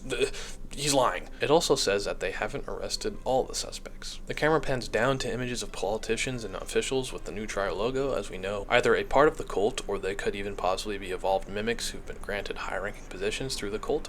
As the narrator says that nothing is being done because they don't want us to know. They've been kept in the dark while those above slither amidst the blind. The footage cuts to the photos of the brain scan and spores from the previous episode, while the narrator remarks that they've been slowly numbing our minds to their schemes, but they've made one crucial error. They've left trails, crumbs, traces of information as we see a shot of all the tapes we've been watching to this point. Our cameraman continues saying that he's collected these pieces and found all their loose ends. This is why he has left this message to Carcass, and that the document included in this tape holds all the information he's gathered. We cut to a shot of him panning out to show the entire board where he continues saying he's found every continuity, every cover-up, and every crumb he could find, and they all lead to this island. He claims that something has been going on in the past few years, something big, something they don't want us to know about. The footage then briefly cuts to a close-up of another new article, this one pertaining to an orb, which, if you'll remember, we've seen an orb mentioned or shown a few other times. The first being in the Host of Influence documentary episode, where it is flashed on the screen briefly, and more notably we see it at the end of the final documentary episode, where it appears as the final member of the Carnis family we were supposed to learn about before the footage cuts off. We get bits and pieces, including a name, that being the Singularity. We also get its Latin name, which is Verum Carnis, or Truth of the Flesh. It says it's comprised of something dark. It's not well understood. It can be found suspended somewhere. It seems it affects magnetic fields and energy, and can even send out signals, which kind of checks out given the other members of the Carnis family's affinity towards radio waves and magnetic signals, like the Crawl overtaking the satellite dish and Trimming is enjoying listening to the radio, aka collecting and dispersing information through the radio, so this likely implicates some sort of leadership role from the Singularity. I mean, look at it.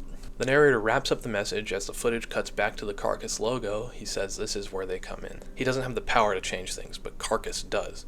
Alongside the documents are their plans as we cut to a newspaper clipping titled Cult Gathering Pandemic, which reports of many cultist sightings appearing across the country that are being used for rituals and other meetings. The narrator says the plans are for a meeting that is of great importance. They have the resources with the information he's provided to them. He hopes he can put a stop to all this chaos, that it isn't too late. Just then, footage cuts to a slow zoom on an illustration of the New Trier logo. As it is at the center of all these documents, it's all connected. The message ends and we return to the monolith documentary very briefly. The narrator says that monoliths are a truly astonishing sight to behold as the screen fades to black. But that's not it. The screen glitches a few times until we hear what sounds like someone rip a page out of a book.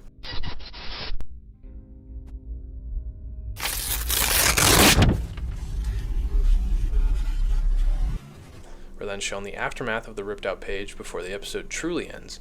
Safe to say we're not seeing a storybook page for this episode. Okay, to recap, this seems to be a message to Carcass that is hidden inside a monolith documentary that's presumably okay in the eyes of the government. This reveals that all of the tapes and evidence we've seen thus far has been collected by one mystery man. The new document about the doctor getting killed by a mimic almost certainly confirms that Vincent is the doctor's son. The info has been spoon-fed to us so perfectly and culminated at this point really well. The tension is properly built for this meeting of great importance, as we enter into the finale of Vita Carnis Season 1, titled Facility Zero. Facility Zero begins with the familiar sound of a VHF being inserted into a VCR before a green Carcass logo appears. It cuts to the map of Hudson Bay and the island as a woman says, "Mission brief." The map zooms in on a building on the island while the woman continues, saying that 3 ground teams have been tasked with infiltrating an abandoned mall that's been promptly titled Facility Zero. The mall is located in what she describes as the restricted zone. We can deduce this as the area that the monoliths surround. As she says this, a diagram of the building and area around it appear on the screen, with various red dots and a red triangle, assumedly being the Carnis, and an eye appearing where the facility entrance is. The narrator then says that this will go down in 3 stages: infiltration, encirclement, and ambush. We cut to a file containing the New Trier logo while the mystery woman remarks that the primary objective is to capture the facility, then sees the items of interest for extraction. She says there's numerous armed guards in the facility as a man in the video opens the file revealing the first page. It's an introduction to the Singularity, or singularities. It says that there are several spheres that are located at various locations on multiple continents. Each that has been found so far has been located due to strange signatures emitted by the orb that has been captured by various devices. 4 have been acquired so far, but 3 more signatures have been detected. It then gives instructions pertaining to the orb, saying that they should remain on standby until all orbs have been collected at Facility Zero, at which point Stage 2 of the program can begin. So it seems this is a document that Carcass has probably been given to by the messenger from last episode, or that they've found themselves, as it looks like it's written from the point of view of the cult. This also means that the cult has collected all the singularities here at Facility Zero, hence the mission. We then return to the diagram as a blue blip appears on the outskirts, accompanied by a man's voice saying, "Alpha Team in position." Team, in position. Beta Team, in position. Gamma Team, in position. Before the commander tells them to begin Phase 1. One of the red dots glows green when we cut to a shot of a sniper scope looking at a harvester, before the sniper fires a single bullet, incapacitating it. The commander gives the green light for Phase 2. We cut to a first-person shot of one of the soldiers looking at an empty weapons case before panning up and zooming in on a monolith in the distant night sky. The Alpha Team leader tells his group to head out as we cut to a shot of them moving into the facility. Right, we're heading out. Move, move, move!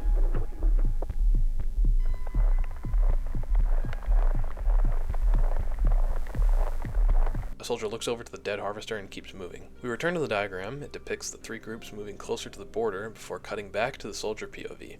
The monolith still in the distance as the Alpha team leader tells his soldiers to cut the lights. Lights off, come on, move! They enter through a slit in the gate and we get another zoomed in shot of the monolith. Back to the diagram, all three groups have successfully infiltrated the restricted zone, and we return to the POV shot of the soldiers jogging to the mall. Now much closer to the monolith, the soldier looks up to it again. Just then the team leader orders everyone to halt as he awaits the green light from the commander.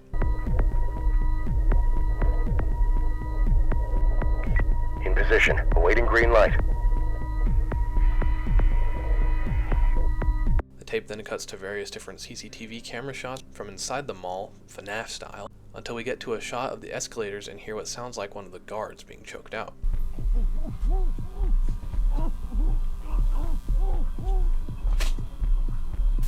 Eventually we get to the camera feed for the garage where we see two armed guards just chilling there as the commander gives the group the green light and orders phase 2. The tape returns to the diagram, this time showing Alpha and Beta entering with Gamma still outside. We continue to cycle through cameras until we return to the entrance cam right as our group is entering. It cycles to the second floor shopping center cam, our group making more ground, then the escalators where it seems they've killed one of the guards onto the warehouse where our two guard friends are now taking a nap and our group is moving deeper in. The tape returns to the first person shot as Alpha team leader says they're in position, but they're experiencing mechanical interference. If you'll remember, the monoliths were described as using an EMP blast back in Living Meat documentary, so I think that could possibly be the cause of this. Or it could be feedback from the Singularity's shenanigans. Alpha team leader says phase 3 is still a go as our group prepares for breach. 1. Breach.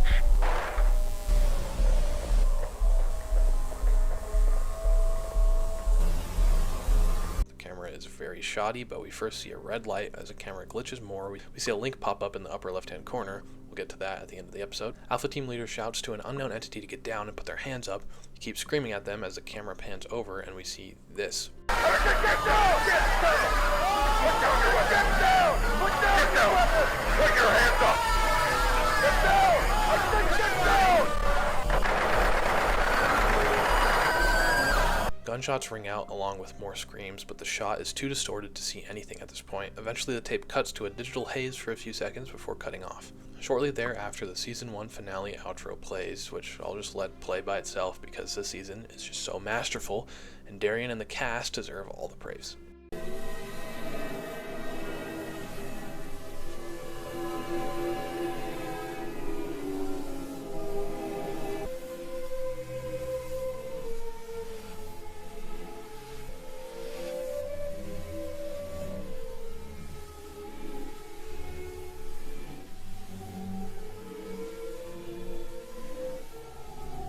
That link leads us to another unlisted video that simply flips through all the storybook pages we've seen thus far.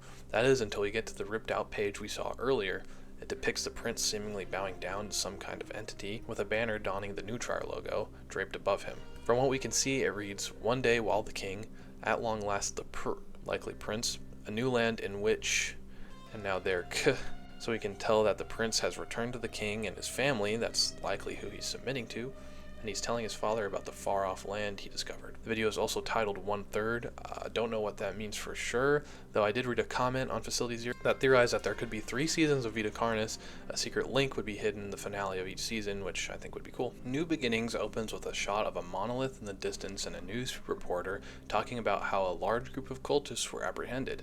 A segment of a newspaper article is displayed depicting a man with a redacted face, accompanied by the title, "Cult Leader Apprehended." It reads, "Military veteran Simon Vanguard found to be the head of the secret organization." Simon was arrested during the raid of Lamborough Mall, where he was found leading high-ranking cult members in a ritualistic sacrifice. Custody of Simon was handed over to police by Carcass, where he will face trial for his crimes. The reporter says that many high-ranking cultists were arrested and their identities have been unmasked to the public, several being high-ranking politicians and government officials across the globe. A photo we've seen before then flashed on the screen, that being the redacted photo of the military officer wearing the Neutrar logo, who we now know as Simon Vanguard. He's then given a pretty solid list of offenses including murder, kidnapping, torture, fraud, ritual sacrifice, and chemical weaponry. They've been found guilty of distributing false info to the public deliberately as to cause harm. Again, way ahead of you. The reporters then bring Neutrar into the fold, explaining that they are thought to have significant ties to the cult and that Neutrar has officially been shut down. their products deemed hazardous as a report appears on a screen regarding Neutrier. We hear numerous reporters now reporting on various things pertaining to the cult and Neutrier. As images and clips pop up on screen, we see a mimic sighting with the headline that they've been unchecked, a clip of meat hanging in a meat locker, a police drawing of an evolved mimic that's still on the run. We hear a report that people are demanding something to be done about the Carnis species, and we see a report of fires and riots breaking out. It seems the public is finally learning about the dangers of the Vita Carnis. Finally, we see an illustration of a globe with the Neutrier triangle in the middle, along with a caption saying Secret World Order. Another reporter says their leaders were plotting against them. They don't know who to trust and what happens now. Just then we cut to a shot of a singularity seemingly in a containment cell. We zoom in on it as a voice rings over the speaker saying test number 1, before we cut to a children's educational show titled Magister's Wonders. A little sprite named the Magister introduces the show and the subject for today's episode, the Circle of Life. Wonders. Today, we are learning about the Circle of Life.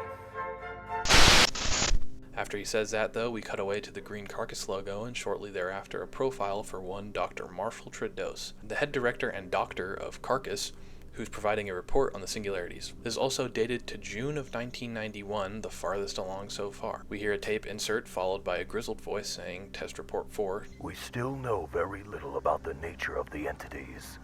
There are 7 singularities in total. Tredos explains some things we already know about the singularities, like how they're still pretty mysterious and made of something we don't understand. They're about 1 meter or 3 feet in diameter. They also look and feel a lot like glass. Photos of scientists testing the orb cycle through, as Tredos continues explaining that it's dominated by a dark red color, though there are some hints of other colors inside. The tape then cuts to a video of the orb, while Tredos says that they all hover just above the ground but can be moved easily. Each entity hovers above the ground in a stationary position, although they can be moved with relative ease. He also says that they can pick up subtle pulses of energy from the singularities.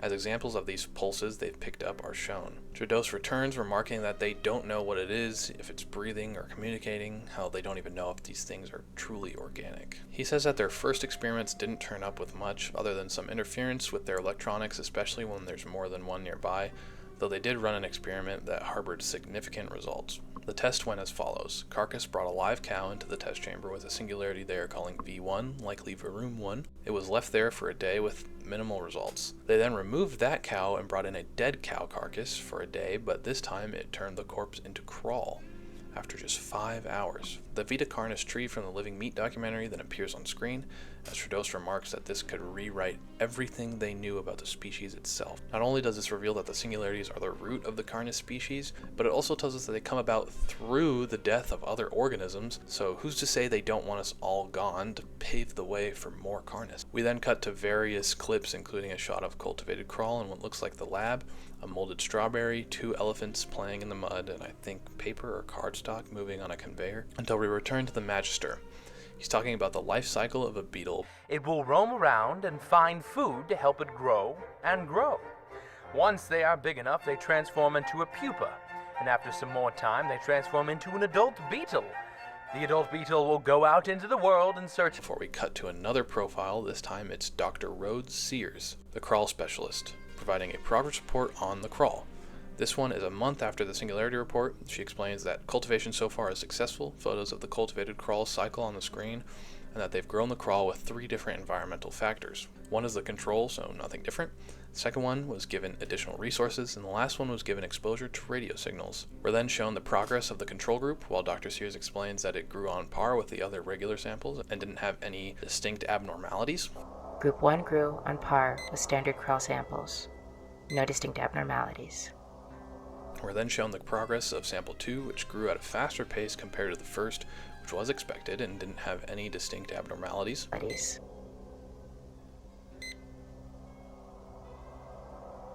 But as we can see, Group 3 grew against the crawl's normal growing patterns and toward the radio. Once it claimed the radio, however, it returned to a regular growth pattern, and outside of that, no distinct abnormalities. Dr. Sears then concludes that the crawl that grew in V1's chamber didn't differ from others. However, she does note that the crawl grown in V1's chamber seems to produce nodes slightly quicker than the other samples. She then says that they've successfully hatched 7 trimmings, 2 meat snakes, and 1 mimic, before she ends her log. Again, we cut to various brief clips. We see a spider being eaten by ants, then an insect on a flower, then a satellite, a spider eating its prey, then what seems like an ad for crawl fertilizer before we arrive at our final profile, that being Dr. Fawn Penitro, the trimming specialist, giving a progress report on his trimmings. This one is again 1 month after the last. He begins explaining that they've made significant progress in understanding the trimmings. They've added a new batch of juveniles to the main colony for this report. A new batch of juveniles were added to the main colony at the beginning of the new progress report. They were accepted into the community immediately. No conflict or rejection observed. He says they were accepted immediately by the other trimmings. He then explains how trimmings communicate with various vocal cues, mainly squeaks and squeals. He then remarks that they aren't afraid to show when they're upset, as a short clip of one screeching at the camera plays. They also are not afraid to show us when they are upset. But he continues remarking that the point of their experiment was to test the extent of their communication. The test went as follows. A trimming is placed in a cage, and then 2 separate audio cues would play. A positive one followed by a treat, then a negative one followed by a spray of cold water. We're then shown various video examples of the test.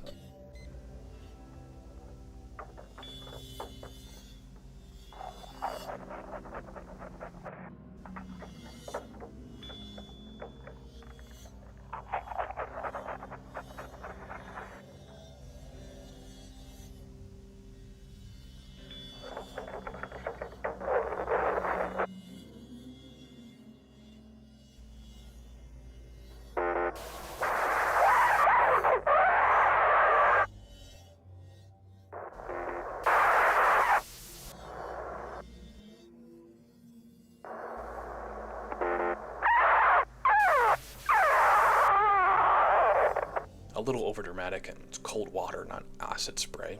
He's tweaking. After the test, they released the trimmings back to the colony. Then after a few hours, they played the same audio cues to the whole colony, which proves how complex their communication is. Since they all react the same way as the lone trimming, Dr. Penitro is at first fascinated by the results, until he mentions that they tried something a bit bizarre. We tried something a bit bizarre. We found out that a wild colony had settled around the facility recently. It was strange, what we did. It was a long shot. We set up a radio device near the wild colony and near ours. They found out that a wild colony of trimmings had settled around the perimeter of the facility, so they set up a radio device both near the wild and captive colonies. They played the cues, and the wild colony, which had no direct contact with the captive colony, reacts the same exact way to the audio cues, essentially confirming that trimmings are capable of communicating through radio signals to other trimmings, and possibly other Carnis in general. We linked both devices up and played the cues.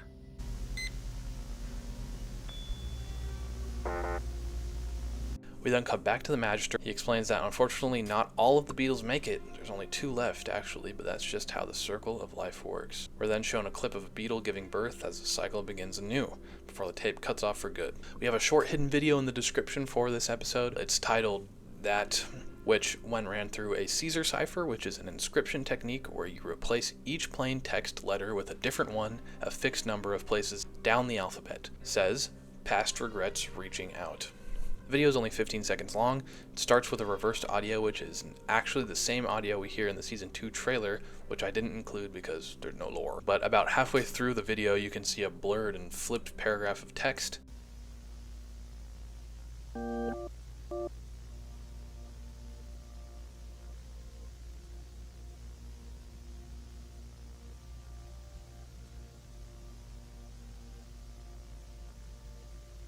Which reads, "I think it's time I take you up on that deal. Things are changing, and not for the better. I will do what you ask. I'll start sending them over when I get the chance. Signed simply with B." But it's dated to September of 1994, 3 years after the latest point in the timeline thus far.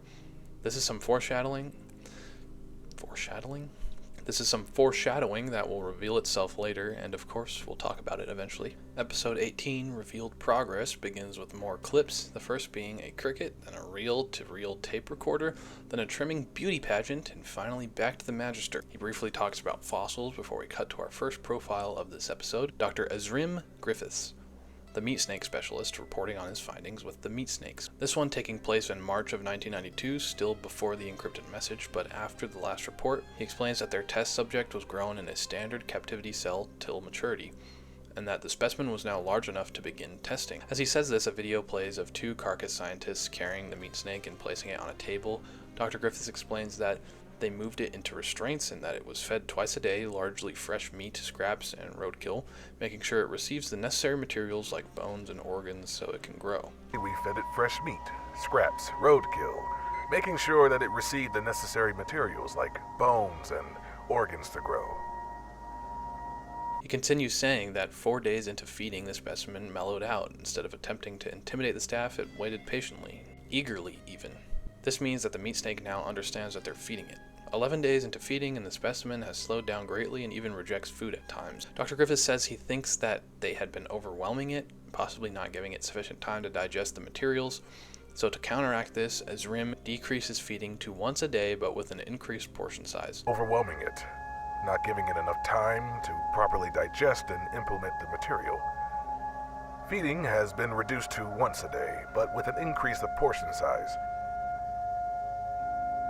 Now 19 days into feeding, we see in the progress photo that the meat snake is starting to mold into a deeper, darker red. Dr. Griffiths remarks that it has almost shut down entirely, not reacting to external stimuli, though it still accepts food, only with assistance. Another progress photo is flashed depicting what Griffiths described as a makeshift mechanism to aid with feeding, which has harbored favorable results. He continues saying that its skin is growing darker and that the sampling period is arriving sooner than he expected. Day 21 comes with a noticeable tiredness in the doctor's voice. He reiterates that the specimen is ready for sampling and that they've obtained a patch of skin. To begin sampling, we managed to obtain a skin patch.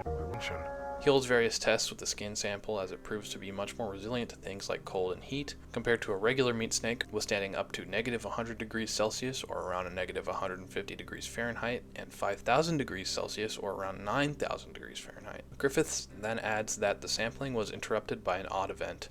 The meat snake had escaped its restraints through mitosis, as we see two little chubbed up meat snakes on the ground. Testing was interrupted by a peculiar event with the specimen.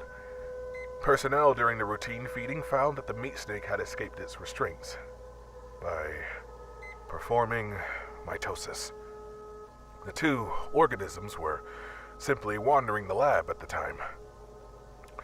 The project has been halted. Because of this, the project was halted, signifying the end of Dr. Griffiths' report. This experiment seems to confirm that the meat snake specimen we saw in Season 1 was an elder meat snake. It grew the darker skin that was more resilient, and an altered face region with the numerous skulls. We cut back to more clips, first a brief shot of space, then another insect, a sifting tutorial, and finally back to the trimming beauty pageant, where we see the winner of the pageant, a trimming named Patty, with familiar features. Patty is clearly an elder trimming, which begs the question, can all of the Carnis evolve into this elder form? We now know that at least 3 of them do, the mimic, meat snake, and trimming, so naturally that's the conclusion. We then cut away to the next profile, but during the cut a blurred and darkened message briefly flashes. Now I'm much too lazy to try and screenshot this, brighten it, enhance the quality, yada yada, so I ran to the comments and found someone who made some sense of it. So thank you Melfi Rabby 1009. It looks to me that it's talking about stuff that happened or is happening to the island that they raided, some earthquakes and electronic interference. Our next profile, Dr. Farron Bronze, the mimic expert, provides his progress report on his mimics. This one dated to 6 months after the last, in September of 1992. He comments on this at the beginning of his log. He explained that there's been some interesting findings as he started with the juveniles. They're feisty and align with other ambush predators waiting to catch their prey with the element of surprise. As he says this, we're met with a lovely image of a wee little mimic, saying they hunt prey smaller than themselves, but naturally as they get older, they get bolder. He then remarks, when they metamorphosize into their adult forms, their patterns are harder to determine. While he says this, we see a fascinating video of a mimic in its metamorphosis sac. They usually aim for the throat or neck to deliver a kill as fast as possible. But once they metamorphosize into their adult form, it's harder to determine their patterns.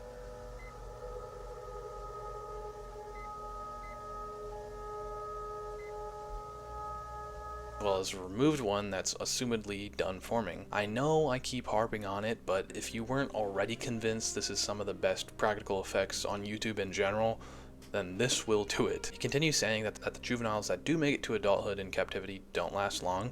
They hide and reject the food they are given. True student of the game, a real hater. If they're not hunting a human, only a human, they don't want it. They're willing to die on that. More heartwarming images and videos cycle through as Dr. Bronze continues, remarking that the best candidates for research are the ones captured from the wild. They last longer, likely because they already have some nutrients. He then talks a bit about how he's thankful for the wild mimics Carcass provides him. Just kind of throws in that they even got some humanoid ones, as they flash quite possibly the most fight or flight inducing image I've ever seen. I got several adults, even a few humanoid ones. We are able to understand a bit of how they work before they eventually whittle away. This is what I'm talking about when I said that Vita Carnis uses all of the hallmarks of analog horror, most notably Uncanny Valley, but it's so unique in how Darian creates everything. I haven't seen Uncanny Valley type of image that really affected me in a while due to the oversaturation like I mentioned, but I've seen this image numerous times over the past few weeks while researching and writing, and I'll tell you, it does not get any easier the 5th, 10th, whatever time. He goes on to say that they're able to understand a bit about them before they eventually whittle away. The hunting strategy is one of the biggest changes from the juvenile to the adult as they take a stalking approach. Hunting takes much longer this way, waiting for the best opportunity. He then mentions some stuff we already know, like their tendency to hide in furniture to secure a kill. He says that we didn't even know they could do this until the late 70s, which is just horrifying. Sure. Freshly metamorphosed adults are roughly 160 centimeters in height, but can fold themselves tightly into small spaces. One was even found inside one of those old-fashioned mannequins. And older adults still fit exceptionally well in tight places. It's funny, we didn't even know they could do this until the late 70s. And that they were called butchers back then, though it was changed because its description matched that of a character in a kid's board game, which is referencing the mimics from D&D, which is a cool little tidbit. Mimics are canonically named after the D&D creature. Bronze says that the hunting tactics past this are a bit confusing. Then this image that Darian flashes is one of my favorites of the entire series because you first look at it and you're either like, why am I looking at an empty enclosure? Or you're like, the mimic got out, everyone's gonna die. That's what I first thought. But then you realize that's what it wants you to think at this moment. In reality, the mimic is hiding in the mattress. That's why that bump is there. It wants you to look at this scene, panic, enter the enclosure so it can butcher and feast on you. I just found that thought process so cool. This starving creature, desperate, doing whatever it can to land a meal. Kind of feel for the guy, really. Not the humanoid one, though. Not that one. Never that one. He says that most depictions of their patterns have been wrong in some way, then references the Mimic defense tape when he says that ever since the announcement in '86, they keep changing it, and that in reality it's almost completely random. Figuring it out. Anyways, I'm getting ahead of myself. The next stages are even harder to... Wait, how long do these tapes have to be? Bronze explains that each case in the wild is different, but he can't determine why using the ones in captivity. He remarks that human testing is a no-go even though he volunteered himself. Some more foreshadowing. He laments that he feels so close to figuring it out before he begins to talk about the next stage of a mimic, but he questions how long the reports need to be as the tape cuts away to more clips. The first being of a creek, then a centipede crawling, a shot of mushrooms and fungus growing on bark, then an insect crawling up a tree, an old tube radio, and finally back to Magister's wonders. He's then talking about sifting. He then tears a hole in his sieve's mesh, to which he says that you must make sure your mesh isn't damaged, or else something might slip through. Mesh isn't damaged, or else something might slip through.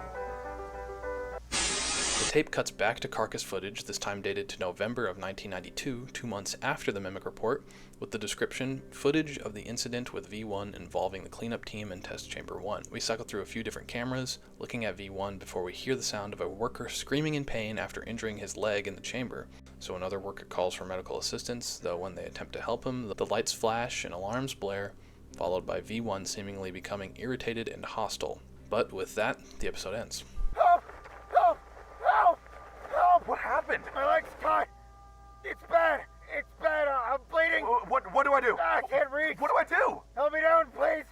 Please! We need medical assistance in Test Chamber 1. Oh, God. Stay calm. Help is on the way. Oh, Just try to stay damn still. it! Oh, God! Alright, we're here. We're going to help you. Lower the ladder slowly. This is going to hurt. Okay, hold still. Ready? Now! What's happening? What's happening to him? Get him out of here now! Get him out!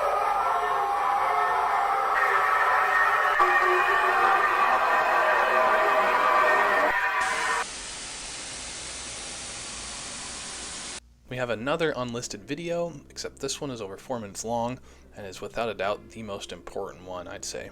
It's titled Foolish Ambitions in Caesar Cipher and Reversed. The tape opens with text revealing that this is the interrogation of Simon Vanguard, aka the military official and cult member that was one of many arrested at the ritual. It takes place in January of 1991, 5 months before the first Singularity progress report that we saw in New Beginnings. We cut to more text explaining that the interrogator was supposed to get as much info as he could out of him before Vanguard's trial, and that Simon remains quiet for most of the interrogation. We then get our first look at him without being redacted, and instantly something is off. Looks like he has a big gash or wound right above his eyebrow. He's casting a shadow over the rest of his face. The interrogator begins questioning him. He asks him about the cult, his time in the military, his connections to other corrupt politicians and Neutrar Co. We're just gonna ask some questions. Will go by a lot quicker if you give us some answers. As we both know, you are the head of a large cult following. Can you give us some insight on how you came to be in that position?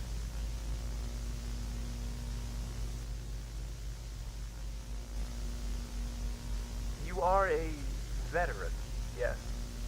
You were enlisted at the age of 18. You must have seen some traumatic things. Could they have had any influence on what you were doing? None elicit any reaction until Vanguard is asked about the railway tunnel from 1945. The interrogator says that they know about his connections to the beast and its disappearance, then asks him why they kept feeding it after the war. Still no response. That is until the interrogator says that they know about what else they kept down there. Simon seems to look up as the interrogator presses further, asking his connection to the entity before he begins to prod at Vanguard a little. We also know what else was kept down there. Oh, so that's what gets you interested. What was your connection to the entity? Saying that he seems fond of the Singularities, so he must be a bit disappointed now that they've been detained by Carcass, but Simon interrupts his questioner. It must disappoint you that they've been contained, seized by the Carcass Foundation. The interrogator continues to prod. He asks what's foolish about studying something we don't understand, something that Simon and the cult themselves don't understand. Simon echoes the sentiment. He says that Carcass doesn't understand, and the interrogator doesn't understand.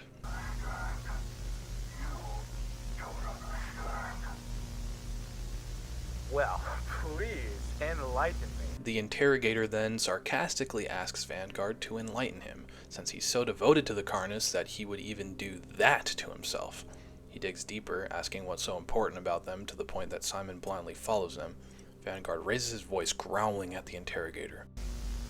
What is so important that you blindly follow these entities? You don't question their will. And why not? The interrogator asks why not. Simon reiterates that we must follow their will, their great vision, the great light. He then looks up into the light a bit more, revealing what the interrogator meant when he said he did that to himself. It seems Simon has mutilated his own face for whatever reason. I think he just wants to resemble the Carnis more closely, since a few of them are essentially just normal mammals without skin. The interrogator then asks Vanguard about the visions he has. Why does he have them? What do they say? Simon simply says to do what they say, don't question it, and that it's all for something greater than them. The interrogator asks him what he must do, and Vanguard says, I must follow. I devote myself. I devote myself to the great truth, to stray from darkness and meet the light, for wonder and wisdom. Hey, calm yourself. Hey, stop! I need security! I need security in here, now!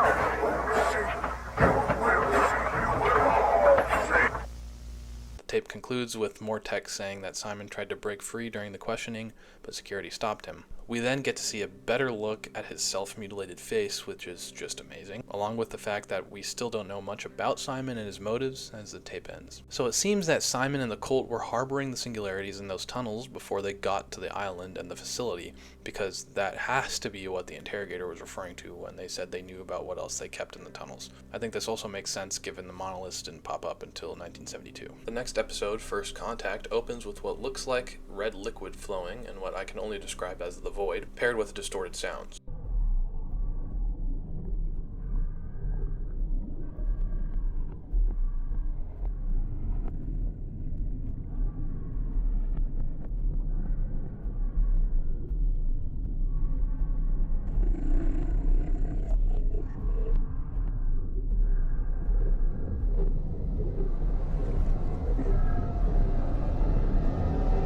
Trial logo appears and we see a shot of V1 acting out from last episode.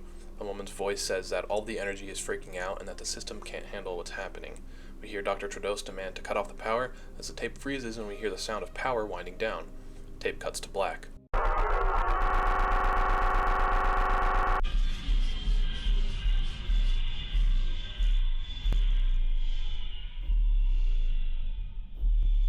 The tape flickers back onto another hodgepodge of clips, some fish, a bird, smoke, then a sped up segment of the living meat documentary with more distorted noises, and then back to the Magister. This time he's talking about electromagnetism, a familiar subject to the Carnis since we know that at least the crawl, singularities, and trimmings all have some kind of sensitivity to electromagnetic waves. We cut back to the tape and the backup power is turned on inside the lab. Trados says to check the damage and asks for eyes in the cell. That's when we shift to a first-person shot of a soldier or security entering the chamber. Me eyes down there.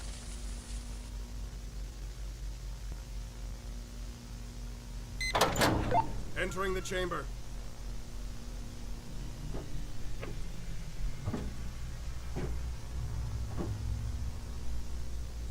Entity seems much more active now. Sir, come in. Sir! I can't tell what you're saying, sir. Please respond. We see V1 shaking a little while the soldier tries to contact Trados, but he's unintelligible. Eventually, a deepened and distorted voice emits from the radio and the camera footage begins to glitch. Get out of there! Move out! No! They begin to leave before the tape cuts back to more clips, first a roly-poly, then a cloudy sky, more smoke rising, then back to another sped up and distorted clip of the documentary, various shots of different eyes from different organisms, and back to Magister's wonders. He's talking about how the antenna on a radio translates radio waves into sound, but he's cut off as we return to the tape, this time a summary of the incident. He clears everything up, telling us that the cleaner did break his leg, though he's now in stable condition, thank God. It then confirms that V1 becomes irritated after this happens, but again, everybody was safe. What I think happened here is that V1 was maybe confused a little bit. We see it create crawl from dead animals before, so maybe it thought that the worker had died and attempted to transform him, or specifically just his leg, while he was still alive, which obviously didn't work. That would explain the painful screams while V1 was freaking out and could possibly be the cause of the unusual clotting that the tape mentions. I just can't imagine how painful it would be if a singularity attempted to transform you, or it was just a body part, into crawl while you could still feel it while you were still conscious. Then, during the inspection, a guard's transceiver experienced interference, which we just saw. But some of the interference was able to be translated into coherent speech from both Dr. Trados and V1. So Trados set up an experiment where he leaves a transceiver in the chamber and attempts to communicate with the entity. Trados asks a few times if he can hear or understand him. At first, there's nothing until he's met with... Can you hear? Holy shit. What now? What should I say? He then asks V1 what he is, to no response, so Trados decides to replace V1's transceiver with an alarm clock radio, since the trimmings took a liking to it. Trados asks once again, what are you? This time V1 says, we to you. Trados asks to elaborate, and V1 says,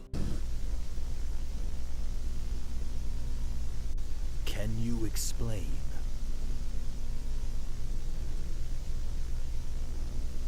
Listen, suffer, thrive.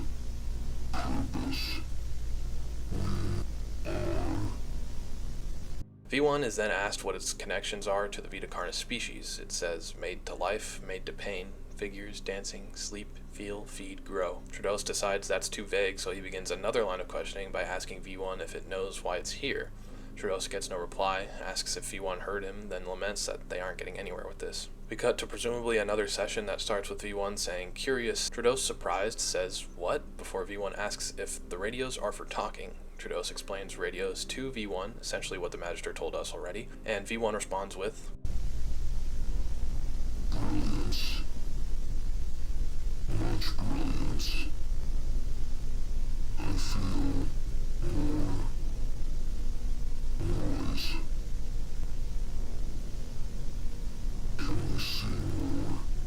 Dr. Trudeau asks if it wants more radios in response. V1 simply says no. Then we cut back to another sped up clip of the documentary, followed by a shot of the ocean, then a bear in a river, then a leaf, back to another sped up clip of the documentary, then a shot of the moon during the day, followed by a shot of the moon in space, I believe, a cloudy sky, then finally back to the Magister. This time talking about how colors and sounds are also waves. We then cut to a clip similar to the very beginning of the episode, before a conversation creeps in. We hear a woman's voice ask if it's really in our best interest to give these things what they want. Trudeau's response saying that this is the biggest breakthrough they've ever had, likely referring to being able to converse with V1.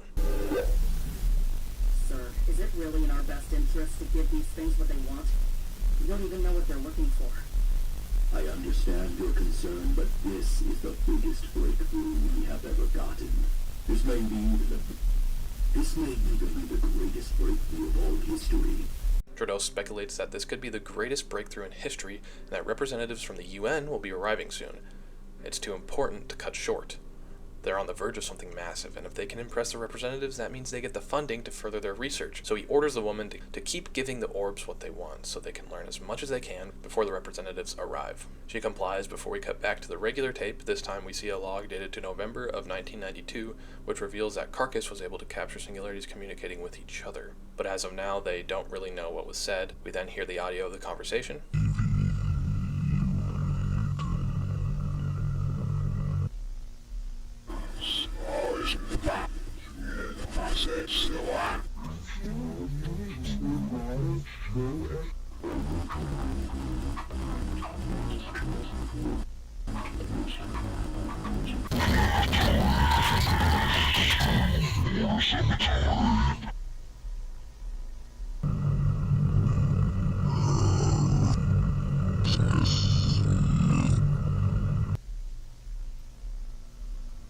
Invigorating stuff, really.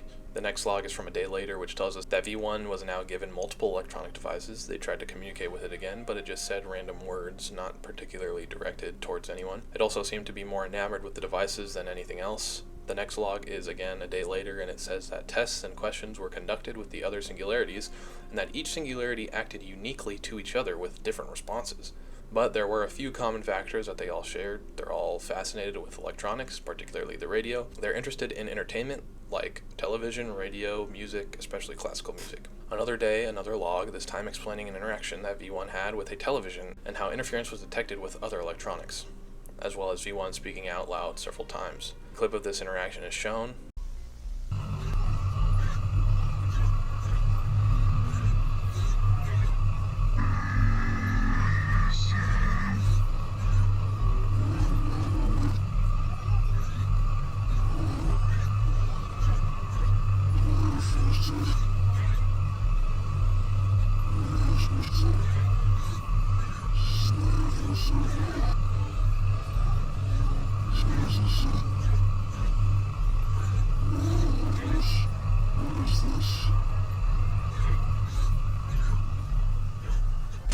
Now this bit is definitely reversed and distorted audio, but from what I could gather from the comments, it's a conversation between V1, V7, V2, and V5.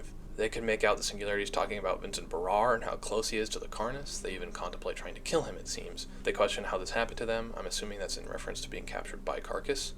Like I said, this is all gathered from commenters, so take it with a grain of salt. It's just the best I got. Tape then cuts to another sped up documentary clip, then a shot of a beach, some monkeys, DNA strands, back to the sped up documentary, then I think yellow smoke, a shot of ants and a power line, then back to the sped up documentary, then the Magister. This time he's talking about the satellites and how fast they move, before we cut to more various clips. Finally, we return to the logs again, a day after the last, this time saying that it is the last day before the UN reps arrive. And after multiple tests, they found out each singularity's personality. Now, before we get into this part, I want to know which singularity y'all are locking down for good, alright? Which one you putting a ring on?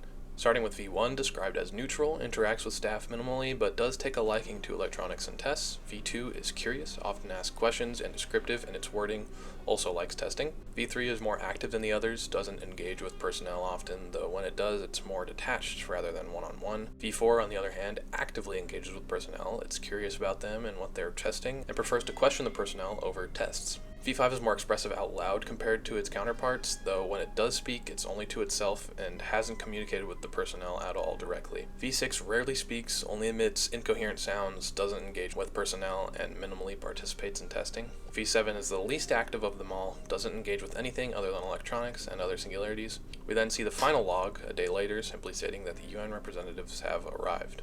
The tape cuts to a shot of V1 in its observation chamber while we hear Trados talking to the reps about the singularities in their tests, until beeps and alarms cut him off, and V1 does this. We've learned much from the entities, and if we were to have your support, we can continue our work here. I am sure we can... What is that?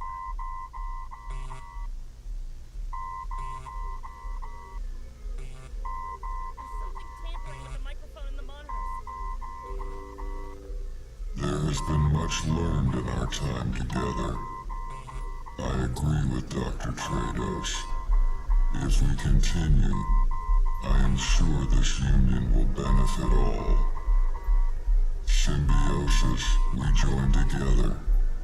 Let us sow seeds and watch what grows. Divine purpose. Let us show you. Let us guide the way. Join us. Join us. Join us. Join us.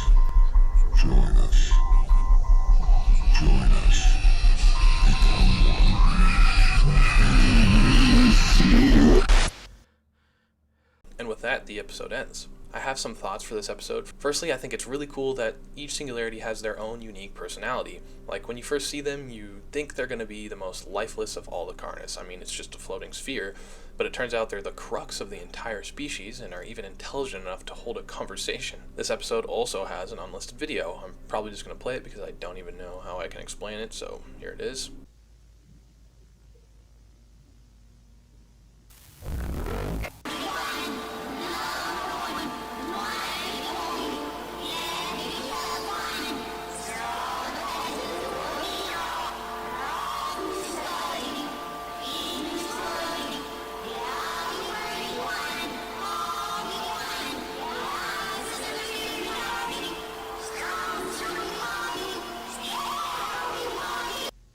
I feel like I've been hexed, like I'm unsafe in my own home now. Firstly, the title is Surface of the Waters. The log seen at the beginning reads August 30th, 1992, which is 3 months earlier than the first log we see in First Contact. It lists notable events, those being an increase in Vita Carnis population around the facility, minor earthquakes near Facility 0, and more interference with electronics than usual when testing with singularities. It ends with continue maintenance and keep watch for more events. So it seems something is brewing back at the facility.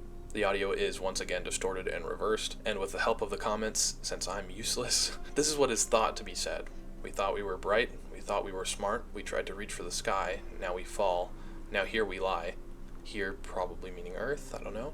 We dug too deep, we dug too far, our ego was the death of ours. Now let me hang, either let or pull me down, no mind, now we drown. Finally, the text at the end is dated to April of 1995, which is now the new latest point in the timeline. If you'll remember from the hidden video paired with New Beginnings, there was a note from someone named B. That was 7 months prior to this note. It reads, things are getting bad. More new hires are coming in to replace missing personnel. I worry when I'll be next. Then there's a space before it continues with, was right. We should have never continued our work here. They are neglecting even basic procedures now. They are building something. I will send you what I can. Now on to the penultimate episode, Terminal Rally. Episode 20, Terminal Rally, opens with a log dated to February of 1995, so 2 months prior to the log from the last hidden video. It is a request from this mysterious B character asking whoever he's been writing to check on a researcher he knows who has been missing their progress reports. He says he wouldn't ask him if he wasn't absolutely sure something was wrong. Then at the end he says something a little odd. He says that whoever this message is meant for unfortunately knows the area well. Keep that in mind for the rest of the episode.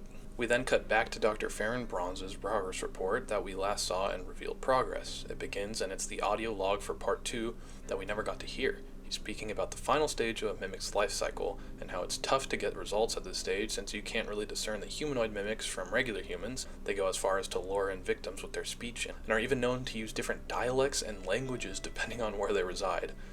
Limited. Only speak in small sentences for luring. A fun fact, mimics have been found to speak different languages depending on where they come from. Anyways, and for the elders, we haven't found any. I'm just imagining a Baltimore mimic, and they already sound like gibberish, so it would be even harder to sniff it out.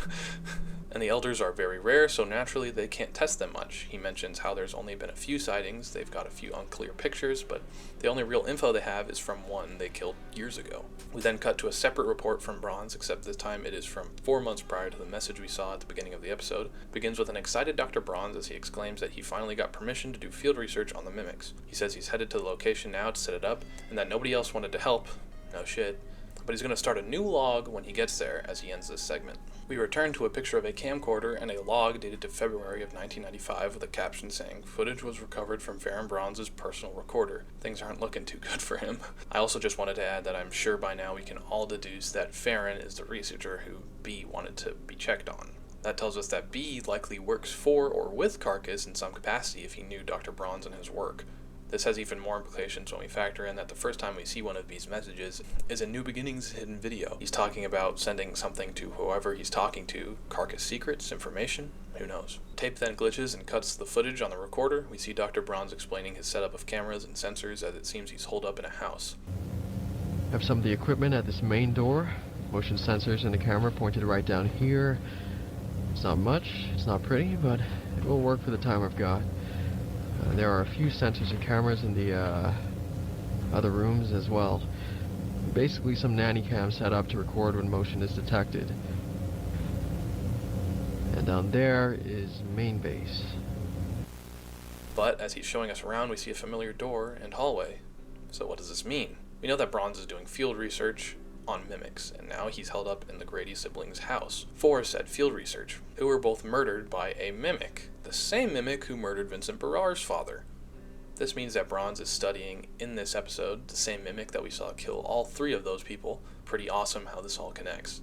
Bronze then says that his main base is in the basement bathroom. We see his reinforced door, emergency pistol, which we know is useless, his motion sensor indicator, his rations, and his makeshift bed. He then begins his first audio log. He says him setting up the house has no doubt drawn the attention of any mimics nearby, and he's made sure to make it clear that he hasn't left the house. He explains how if the sensors are tripped, then the corresponding cameras will record it, as well as explaining his other tech that we went over. With that, he ends his first log, but continues on his recorder. He seems very excited. He even says that it's going to be a quote-unquote blast, as he ends day 1's recording. This is thrilling. This is going to be a blast. I also end this one as well. I'll return for day 2. Day 2's recording begins with Bronze laying down while he talks about how he's kept himself occupied and says that it shouldn't be too long before a mimic shows itself. He then ends the recording. We return with a flustered Dr. Bronze holding the light panel as he exclaims that the entrance light flashed. Eventually we see the living room light flash, and then the bedroom and closet, until Bronze decides to see if he can hear it with his monitor. But as he does, the activity seems to cease, so he ends the recording. Now they are in the living room.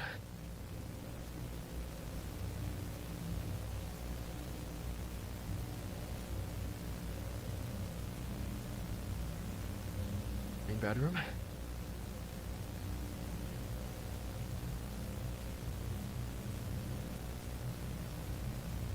It's looking around.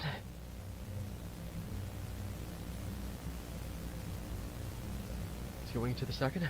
Oh, never mind. Back into the living room. I'm going to see if I can listen in.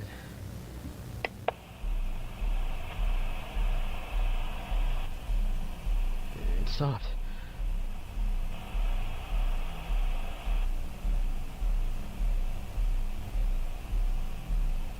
It stopped.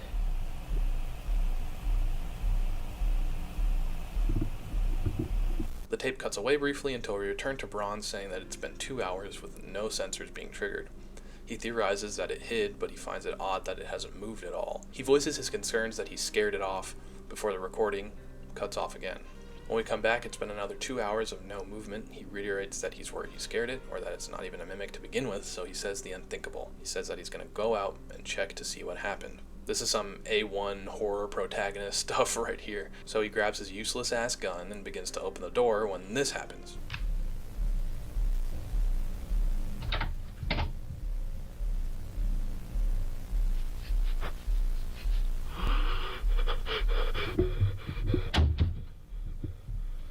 It's such an effective scare that doesn't need a loud noise or anything cheap like that to work. So Bronze is now stuck in a house with an elder mimic. This is just an awesome touch that this mimic has had an overabundance of food from eating both Grady siblings and Vincent Barrar's dad. So we've all watched this guy grow up to be the stand-up elder mimic he is today. Also, the design is just immaculate. You just can't tell me this isn't better than 99% of horror movies of the last 5 to 10 years. You just can't.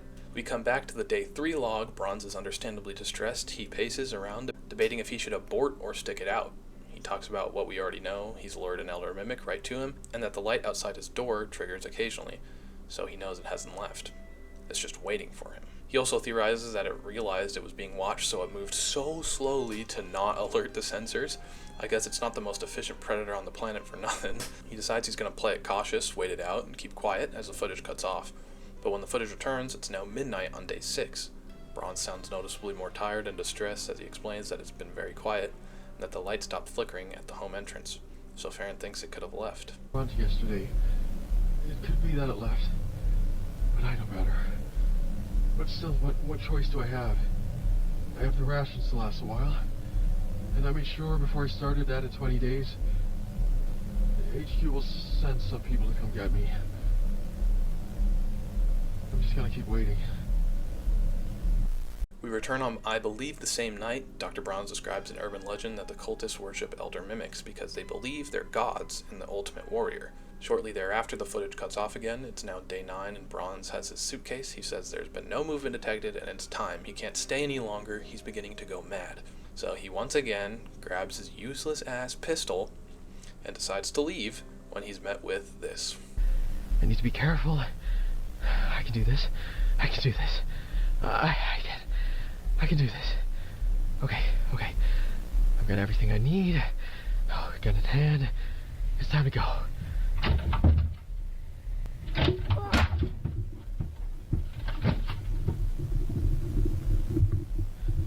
Fuck. We're getting to like Darian and Trish from Jeepers Creepers level of stupidity from Bronze here. Like, aren't you a doctor who specializes in this stuff? We've established this thing is smart enough to know that you're stuck in there and know that it's been watched, so it slows down its movement over the course of hours so you don't detect it. Of course it's smart enough to set off the entrance light just to repeat the process. I guess it's not smart enough to kill you when you come out the door though. The closer look at the face design is absolutely sick though, and this bit really scales the mimic well too, being way bigger than Bronze.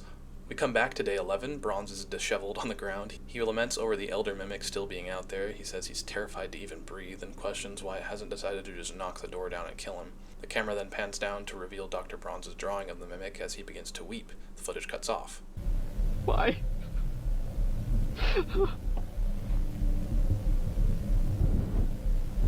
The footage returns to a shot of Bronze crying with the camera pointed at his sensor indicator, with the light connected to the sensor right outside the door, continuously on. You can't help but feel that the mimic is mocking him, playing with its food. That is until Bronze begins to speak. His cries are still audible though.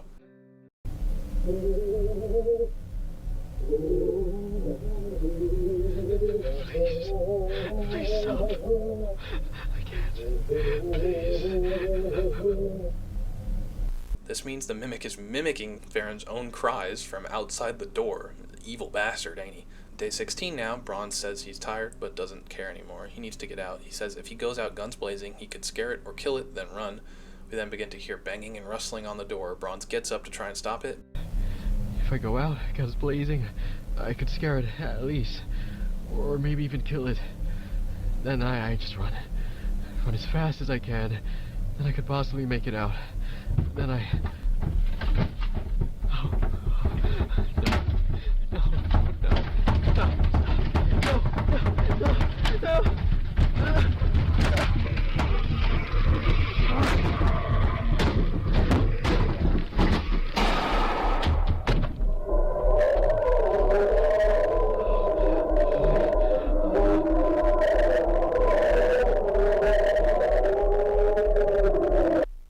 return on day 17, Bronze regrets not running. It was the perfect opportunity. He hit it point blank, it screamed in pain, and went quiet. Though the lights indicate he didn't kill it, it's still waiting on the stairs, so that was the time to flee. Bronze decides he needs to hold out until day 20, then he'll be saved. Day 20, Bronze says it's been quiet, and his rations are running out. He unconfidently says that that's okay though. Carcass is coming for him. He knows they are. Today, he's free. We cut away to day 22. Bronze, sounding defeated, says they didn't come for him. He waited and waited, yet they didn't come. He says he has no chance, and now the Mimic is the one who's waiting, as the footage abruptly cuts. They didn't. I thought I was going to wait this out, but I've no chance now. He knew. Now he's the one who's waiting.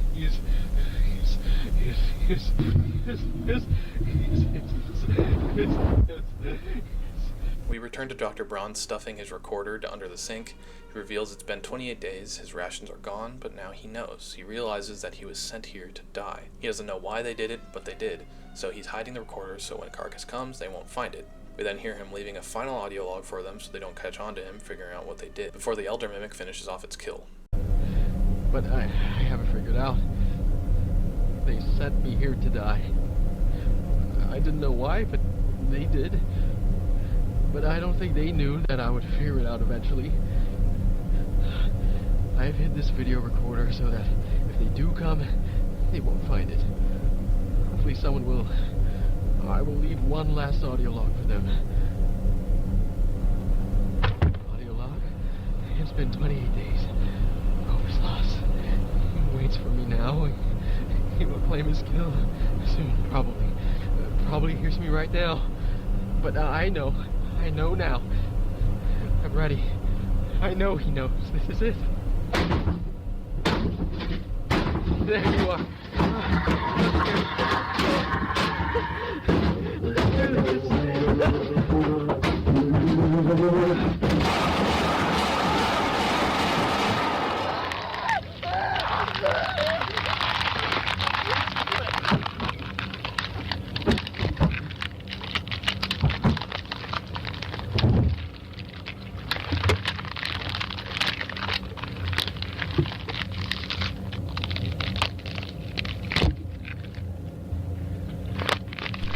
Can't say the guy gave up. He mag dumped the Mimic before he died, at least. We return to the 1995 report about Farron's recording being found, before cutting to brutal images of what was left of the Doctor, paired with reports of the camcorder being found under the sink, like we saw. But none of his other equipment was found in the room, meaning we know that Carcass didn't find the camcorder, as they likely cleared out the rest of the room.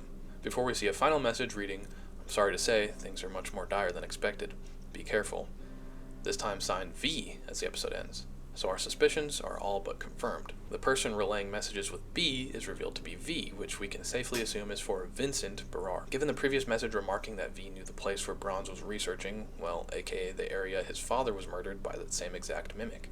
This episode also has an unlisted video, this one being a minute and a half of B-roll of a spider killing and eating its prey with short clips of this gnarly skull octopus guy spliced in here and there, combined with reversed instrumental and heavily slowed down distorted and reversed speech here and there. I'm sure it's saying something, but I'm not seeing much of it decoded anywhere, so sorry.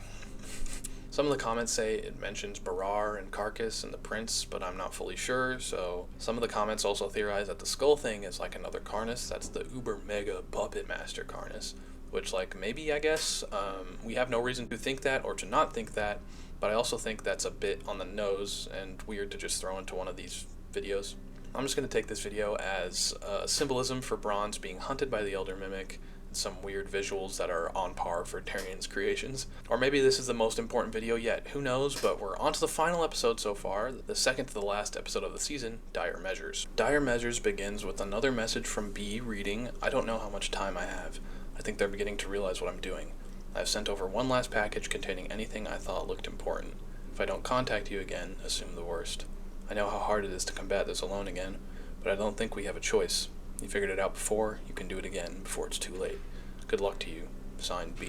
It seems with this and with what happened in Terminal Rally, Carcass isn't all sunshine and rainbows. Might not be the good guys we really thought they were. This message is also dated to July of 1995, so 5 months after the message exchanges from Terminal Rally. The Carcass logo then appears, this time with the text "Classified" flashing atop the screen.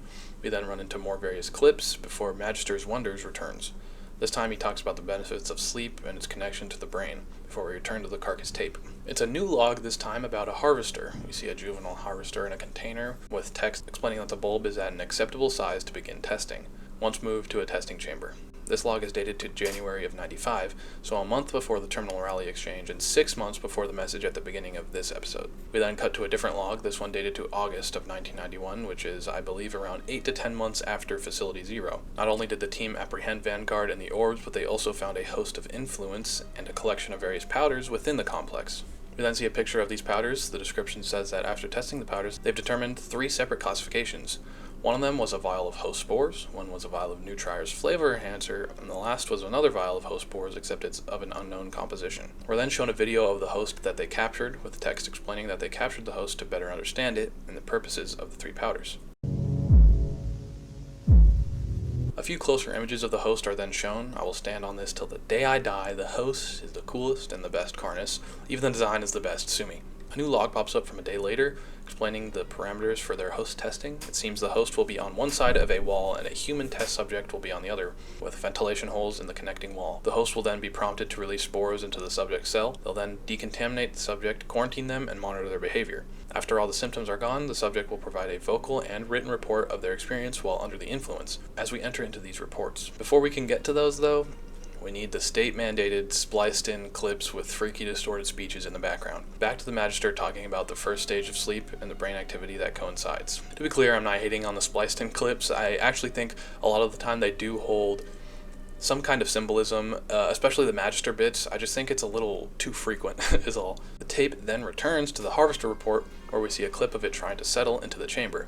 We see more footage of the bulb with text telling us it has hit maturity and is ready for the next stage of testing. A new report pops up where we learn what the testing is for. It says that now that the harvester is mature, Carcass can extract the venom from its tendrils, though it will prove to be difficult going about that without being injected. They theorize that they could lower a silicon sponge into the chamber, allow the harvester to inject it, then pull it out. We're then shown a clip of a dummy being attacked by the harvester before they determine that the silicon sponge idea won't work, since the harvester is so aggressive that it could damage the sponge and they wouldn't extract anything. After that, we cut back to the host report with a description of the volunteer test subject, Leto Dolus. Awesome name, by the way. This report dated to 2 months after the last host report. We then see a clip of Leto being infected by the spores while the agitated host bangs on the glass, separating them.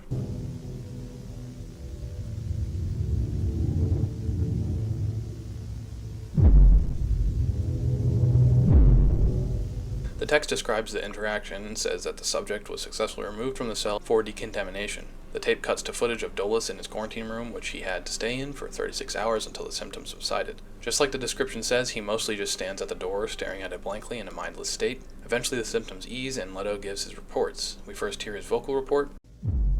I feel tired, and I have aches in my legs and arms. I'm also quite nauseous. Not dizzy, but foggy, if that makes sense. I don't feel too bad overall. The worst I feel is very hungry and thirsty. Then his written report, which says, "My vision was darkened and blurred, like wearing glasses of the wrong prescription. Sounds were muffled, I felt heaviness in my mind. Took extra effort just to do the actions I thought of. Then I was afraid with a blind need to leave my room. I couldn't explain why, like forgetting why you walked into a room, but instead it is forgetting why you are leaving one. My ears rang the entire time." This is what everybody was putting on their jerk chicken, bro. What are we doing? Then we see a few clips of streetlights at night with distorted speech in the background before we cut back to Magister's wonders. He talks about how in the second stage of sleep, your heart rate and breathing slow and your body temperature lowers. Until we cut back to the Harvester report. There's a close-up video of the Harvester's tendrils, and the caption explains that they decided to sedate it and siphon the venom that way. We then see the 2 venoms and learn that there's more paralysis venom in each spine compared to the anticoagulant. The tape returns to the host testing, now on trial 2. This time the host seems a little less irritated than the last, though Dolus seems much more distressed and aggressive while under influence this time, but the symptoms eventually waned. We hear the audio log for test 2. I'm much more, I'm exhausted now. My joints feel tight, and my muscles as well. There's a slight tremor in my fingers. I'm very disoriented, and my head is pounding. I'm also seeing silhouettes and My vision is, I don't know, like if you looked at a light for too long and it gets burned into your vision. I'm getting better though. I think I should be fine to continue. Along with the written report that says my eyes hurt, everything was too out of focus. It was dark, I saw flashes of light just out of sight. The ringing was so loud. I thought I heard whispers, so I couldn't tell. The ringing drowned out most noise. I can't remember anything I did after being locked up again. Just trying to get out. I needed to get out. It seems he's becoming more and more mindless the more spores he's ingesting. Back to more clips, then Magister's Wonders, where he says that by the third stage of sleep, your body should be almost fully relaxed. Tape cuts back to the harvester venom, except now there's numerous bottles, with the caption telling us about how successful they've been in acquiring them. Why do they need paralysis juice? Well, let's see! After that, we're on to trial number 3. This time the host has calmed down for the most part, even possibly showing some curiosity towards Dolus. This time the quarantine period isn't as smooth, though, as we see Dolus begin to bang his head on the door, trying to escape, prompting the carcass guards to detain him. Apparently he was still down to proceed, though, after that. Onto the audio report. Leto is now clearly injured, mentally and physically. It feels numb, like pressure. It's not bad. It doesn't hurt. I don't think so, at least. I remember something. I can't pin it, though. Like remembering a dream. It was bright. It was nice. I felt important.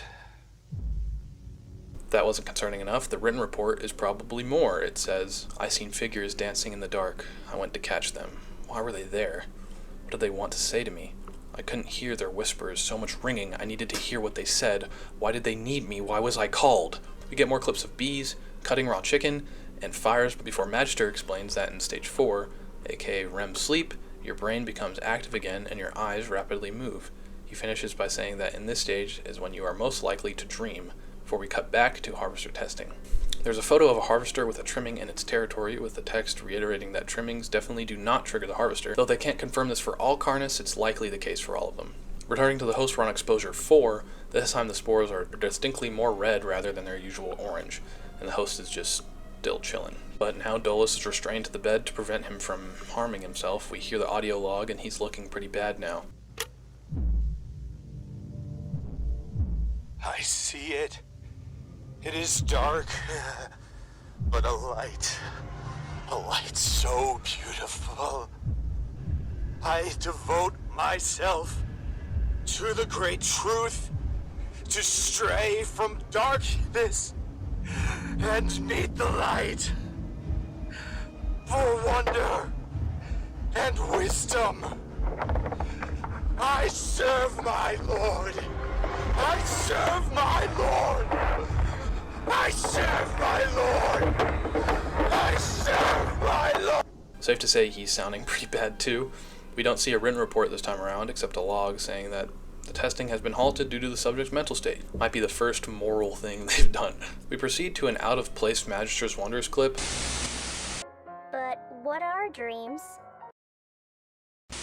Before we see various videos once again until arriving at what looks like an interrogation. The man in the chair sounds confused. He's asking what's going on until Dr. Trados walks in and says, Still, Bruce, it's all right. Dr. Trados, why am I here? Calm yourself. We're just going to ask a few questions. The restraints are just a precaution. What? Relax. So we have a name, and what do you notice about that name? It starts with a B. Trados says he's just going to ask a few questions before he reveals his full name, Bruce Phoenix, and the fact that he's a manager in Carcass's filing department. Bruce says he analyzes and keeps track of documents and files, mainly in the experimentation unit. What would you say you do? I, organize documents, process reports, tapes, files, mainly with our experimentation unit. This is interesting because all the episodes from this season are about experiments and trials regarding the Carnis. See what I'm getting at here? Trados says the reason he asks what Bruce does is because he noticed there were inconsistencies in their documents, some tampering, specifically in the classified documents. Bruce insists he knows nothing about this, but Trados clearly isn't buying it. He remarks that they value loyalty here at Carcass, so when classified documents are smuggled out of the building, that's a large concern. It's even more concerning when the person doing so is lying right to his face. Nothing at all? No. It seems to be in order to me. Why? Well, I asked because we had a look through our documentation and noticed some inconsistencies. Like what, sir? We noticed that there has been some tampering with some particular documents. Classified documents. Nothing too big, but it seems someone's been covering some things up. Well, you are the head of that department, so we thought you would know something. Are you sure you don't know anything? I'm sure. I'm sure too. You know, loyalty is an important part of how we work here.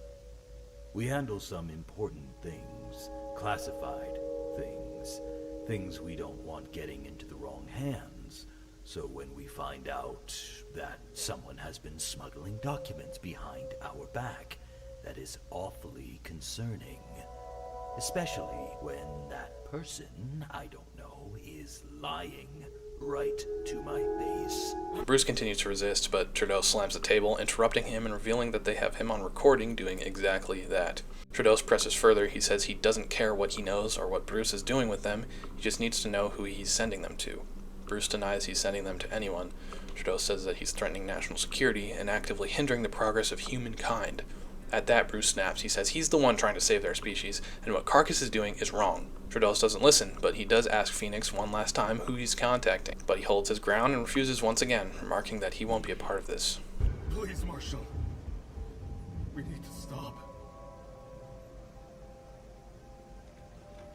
I will ask one last time. Who are you contacting?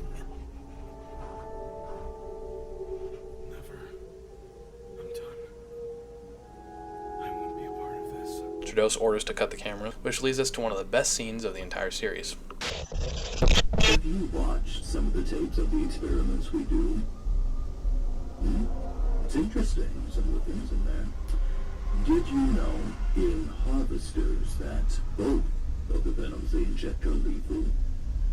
The neurotoxin doesn't just block the nerve signals, it directly attacks each nerve, causing sudden paralysis in muscles, moving deeper into your vitals. But for each nerve that dies, you feel every single thing. But all you can do is sit in silence as your nerves burn away until your heart stops beating, your lungs stop breathing, and your brain shuts down. Fortunately, usually the other venom causes you to bleed out first. Sir? What are you doing? Fortunate indeed. Sir, please. No, please don't. Don't. Please don't. No. I'm sorry. I'm sorry, Marshal. No. Please.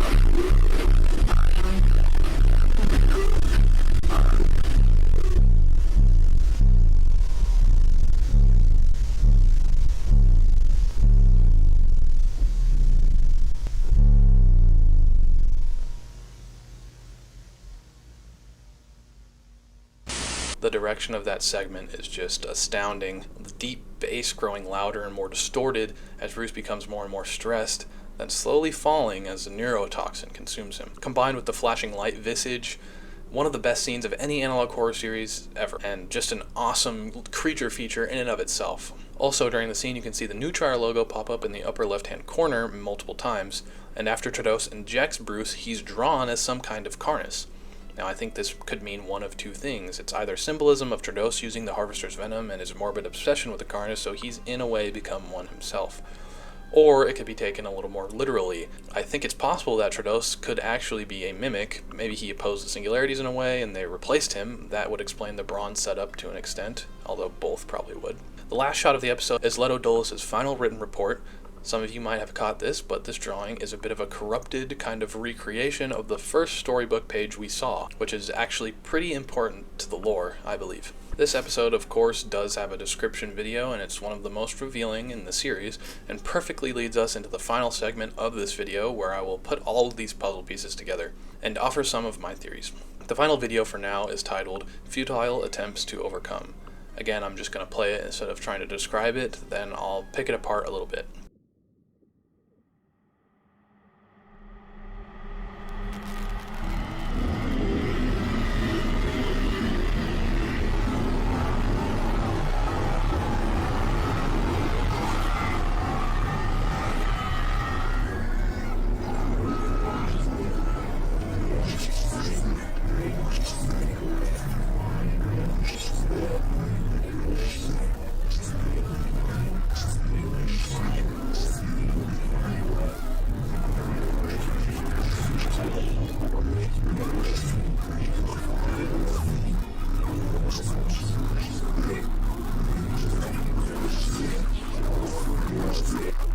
We see a lot of skulls and mimic imagery, but the most important part is the family from Species Anomaly Report returning. First bit we see is of just the child who is still alive, except he's understandably frowning, unhappy. A little bit later we see the entire family, the dead mom and child, but this time the father is dead as well, which last we knew was still alive, along with the other kid, according to the pictures in Species Anomaly Report. The living child is blurred out, but not depicted as a corpse, so that combined with the previous frame and something we see later leads me to believe that they're still alive. This next part is blink and you'll miss it, but so important. We first see a very blurry image of what looks like a mangled corpse, then another blurry image of what seems to be a trailer. After that, Dr. Bronze's dead body appears, and a few frames of mimics. Then the dad turns blurry instead of a corpse. Weird, right? We see an image of a rib cage and a face melting before the family photo returns. Now the mom is blurred.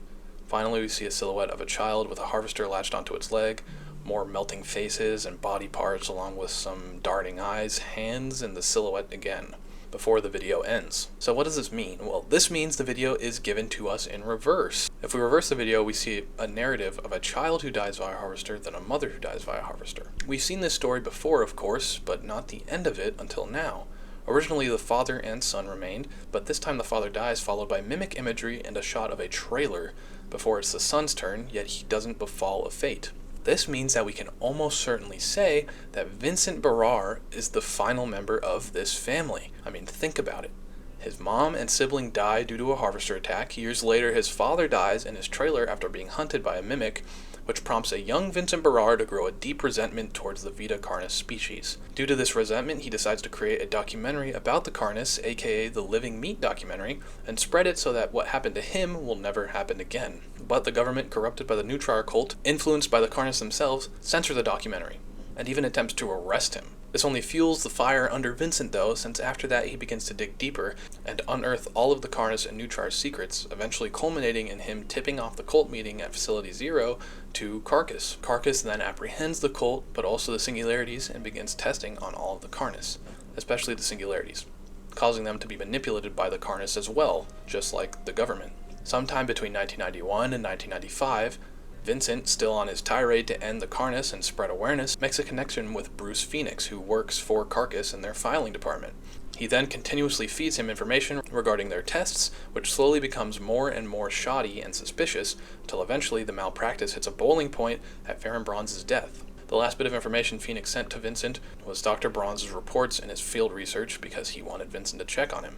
We know this because we can assume that all of the Carcass videos we see in Season 2 are videos that Barrar is seeing from Phoenix, given Bruce specifically said he mostly keeps track of the testing documents in the interrogation. So Vincent returns to the area that he grew up in to check on Bronze, yet all he finds is his dead body and a camcorder which reveals to him and Phoenix their worst nightmare. That Carcass has either been corrupt by the Carnis just like the cult and just like the government, or that they're just as evil in their own way. So obsessed with learning more about these creatures that they'd sacrifice one of their own researchers in hope of doing just that. That is what I believe to be the broad timeline of events for the larger plot of the series. A lot of this stuff technically isn't confirmed but heavily implied.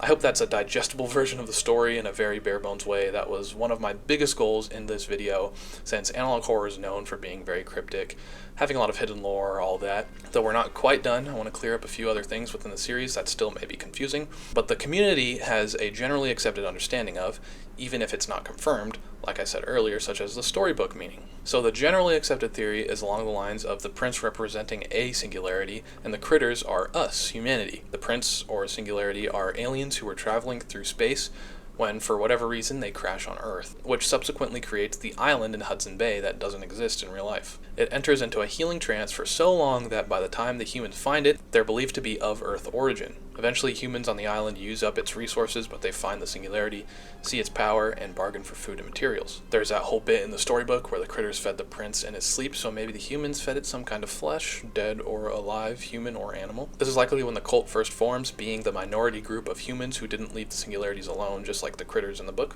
At some point, the singularity fully recovers and provides what the humans asked for through the Vita Carnis. Originally, just the more harmless members, like the crawls, trimmings, and meat snakes, until the singularity realizes it can use humanity to its benefit. It begins creating hostile ones like the mimics and hosts. Finally, the singularity gains enough strength to leave to its homeland and bring back 6 of its friends spread across Earth and expedite their control. This culminates in the cult acquiring all of them, attempting the ritual seen in Facility Zero before Carcass stops it. Again, this is just the generally accepted theory, so some of it very well may be right and some of it very well may be wrong. Also, most of this I got from the wiki, and the wiki was just very helpful in general to kind of glue together my thoughts throughout the entire series, so big thanks there. Now, I'm not gonna lie, I don't have a huge, grandiose, all-encompassing theory, but I do have a few here and there.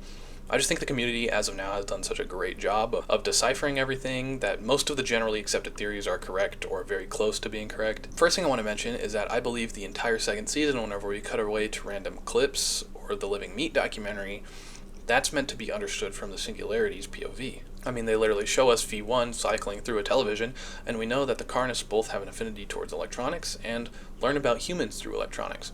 So whenever we cut to the Nature Channel, or a kid's learning show, that is the Singularities learning about us and our planet. I also think this works well since I feel that it is entirely possible that the Living Meat documentary would be globally televised after the population's turn on the Carnis, post Facility Zero. And whenever we see the documentary, that's the only time we hear a reaction out of the Singularities, which would make sense that that would elicit some kind of reaction from them. I also want to talk about the cult and the host a bit more. So it seems to me that how the cult formed and stayed in business was through the host's spores after watching Dire Measures. After seeing what happened to Dolus, it felt very similar to how Simon Vanguard was acting. That combined with that specific host being found in the mall from Facility Zero leads me to believe that this is how Neutrier ended up with such a stranglehold over the Canadian government.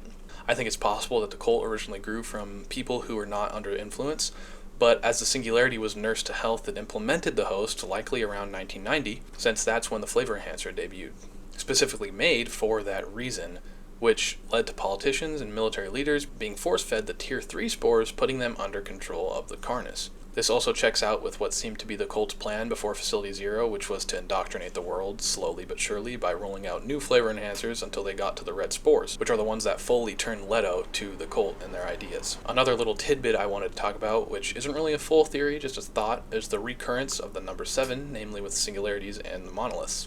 There's 7 monoliths with circular holes in their heads. I mean, come on. Maybe it's too on the nose, but it just seems like they have some kind of connection, doesn't it? I also think there may be a connection to that and the Neutrier logo, since monoliths' heads are upside down triangles with a circle in the middle, and Neutrier's logo is a right side up triangle inside of a circle. Maybe that means something, or it's just a coincidence, who knows? But it certainly feels like to me that the monoliths and the singularities have some kind of important connection that we just haven't really seen tapped into yet. The one thing that I really struggle with is the meat snake specimen. I can't formulate something to make sense of what purpose it has in my brain. That's not to say I find it useless or something, my brain is just too small. I'll figure it out. My one thought is that some part of it is used in the flavor enhancer to make the taste or smell of the spores better, since they make it a point to mention that the meat snake has an enticing smell. But other than that, I'm kind of stumped. I also kind of lied. There's something else I think has a broader purpose, but I haven't nailed it down yet, and that's the elder variants. Could very well be just a natural form of evolution or adaptation for the species, just like any other, but there's just such an emphasis on the elder mimic specifically that I feel like they, at the very least, will become more important. Combined with the fact that it seems that the elder forms only come about with an overabundance of eating humans, right? Because We see the meat snake in the carcass testing, I forget which episode it is, where they keep feeding it, and it ends up doing mitosis, which, why wouldn't the big one do it? That was in the tunnel. Well, the one variable that isn't in the testing is that he was being fed people. So there's something there, I just don't know for sure. But also, why even mention the elder meat snake or trimming if the entire process isn't important in some way? Feel free to comment your theories regarding these two, or really anything in the series. I'm very excited to see what everyone has come up with that I haven't read yet. Some of you are probably thinking right now, but Bobby, my extremely handsome and charismatic host, there's still like 15 to 20 minutes left in this video, and the finale of Season 2 came out weeks ago, even though you've been saying this is the last episode released to this point. And to that, my very inquisitive viewer, I would say that I was well into editing this video when Darian decided to release the finale instead of working around the schedule of a YouTuber with 30 subscribers like he should have. So all those theories you just saw were made in October, and now we can see if I was right on any of them, and we can end the video with a little bit more closure than before. Here's the real finale to Season 2 and finale to this video. I'll likely include more new theories at the end of this episode as well, but without further wait, here is Necrotic Wound. Episode 22, Necrotic Wound, opens up with various reports covering various different things. We see one about wildfires still raging, which we've seen referenced over the past few episodes. The same goes for a different report about protests against New Trier cooling down. Get another look at an elder trimming, though it is a different one than we saw in Revealed Progress, since that one was named Patty and this one is named Chungula. We see a report about a nationwide air quality drop as smoke begins to spread. There's one about mimic sightings, increased seismic activity, an increase in harvesters uprooting and moving, the long-term effects of flavor enhancer, seemingly on the brain, until we cut to a new log. This new log is titled Last of Bruce's Collection. We cut to a progress report summary sheet dated to June of 1995, and it essentially lays out a summary of various experiments and their progression. We see some things we already know or went over in previous progress reports over the season, like how meat snake skin can resist extreme temperatures, or how Carnis don't eat/attack other Carnis. But we do see some other interesting things, like how the Carnis have latent abilities, though it's listed under general, so I'm not sure if that means all of them can swim, or like at least one of them can, but nevertheless it's kind of terrifying. I feel like mimics are like made to swim as well, like they have the perfect body type, or maybe a meat snake slithering towards you in the water. We also see a report that the Carnis do not have a connected hive mind, which kind of clears some stuff up for us. Like when we saw the enclosed trimmings communicate with the wild trimmings, now we know that it's a trimming specific ability and doesn't cross over to other species. We then hear an audio log from way back in 1991, right after the raid of Facility Zero. The man speaking is the leader of the Alpha Team. The Alpha Team into Facility Zero and capturing multiple items of interest. The mission was a success. All items accounted for, only hostile casualties. Once the area and the prisoners were secured, we were extracted. But something wasn't right. The mission went smoothly. Too smooth. There were powerful people in there. Some seriously important people, but there were less than a dozen armed guards in the entire facility. It was also convenient. The single harvester pressure point and the team staying farther apart to avoid monolith detection, those make some sense. But why only a handful of guards? Why was it so easy?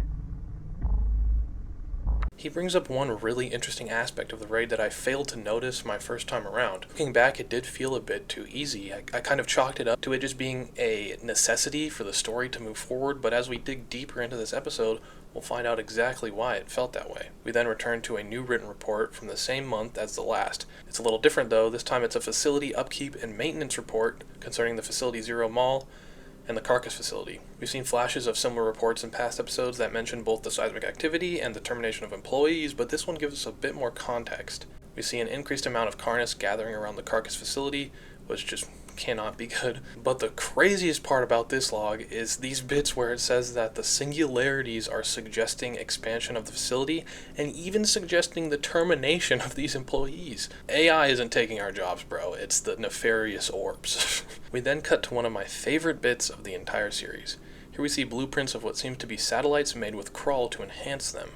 But if you turn your attention to the bottom right of the screen, we can see that these crawl-enhanced satellites can increase the speed of radio waves to almost double the speed of light. I don't know about you, but it feels to me that this suggests there's something more to the crawl than we previously thought. Obviously, its affinity towards radio waves has been teased since literally the first episode, but this is a whole other level of like a space-time altering level of ability.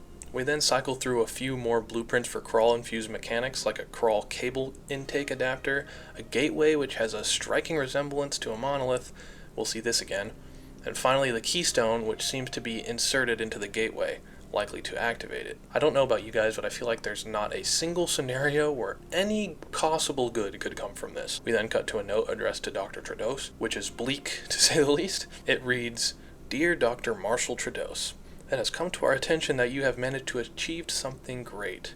We understand that our previous interactions have not been ideal. We are willing to move past our conflicting past and move forward in light of this new achievement. And what an achievement it is indeed. Your facility managed to do what we have spent the entirety of our assembly's lifetime dedicated to in a matter of 2 years. We have underestimated you yet again. We understand that you have had the honor of communicating to the entities themselves. How blessed you are to be in the presence of such greatness. You have seen it too, haven't you? They have shown you their divine will, the great plan. We know you are assisting them in the construction of their tools, and we would be honored to give our full, complete support and fidelity, for we both now follow the will of the Master. We are happy to once again work towards this common goal together. For wonder and wisdom, we serve our Lord."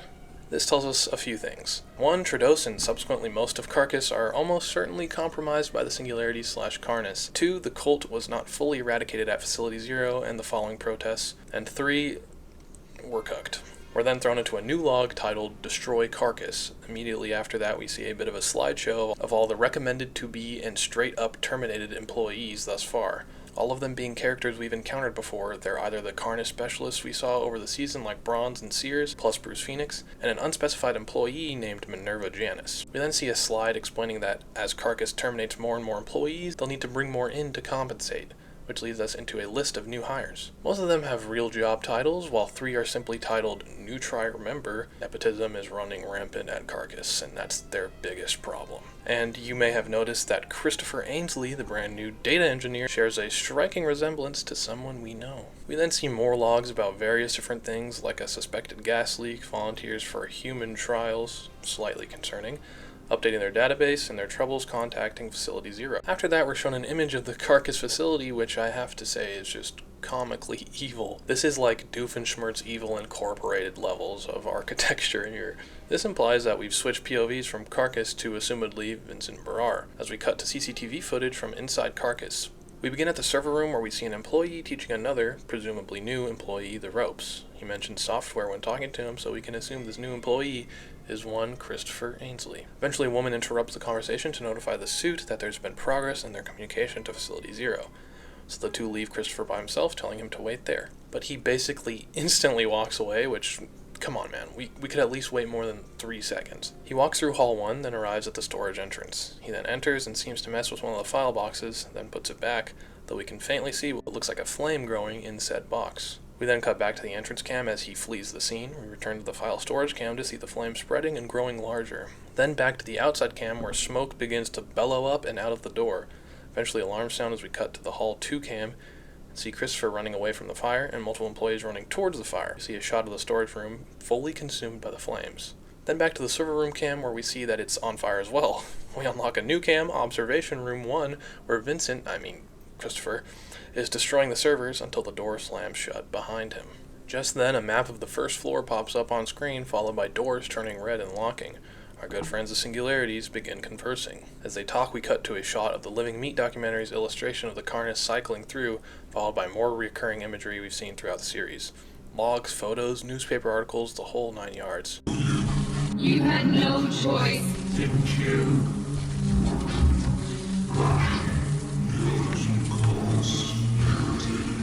History. But I see beyond. I see potential. I look past what is. And look for what can be. We watch grow and rise. Why overlook such a promise? And so far, that's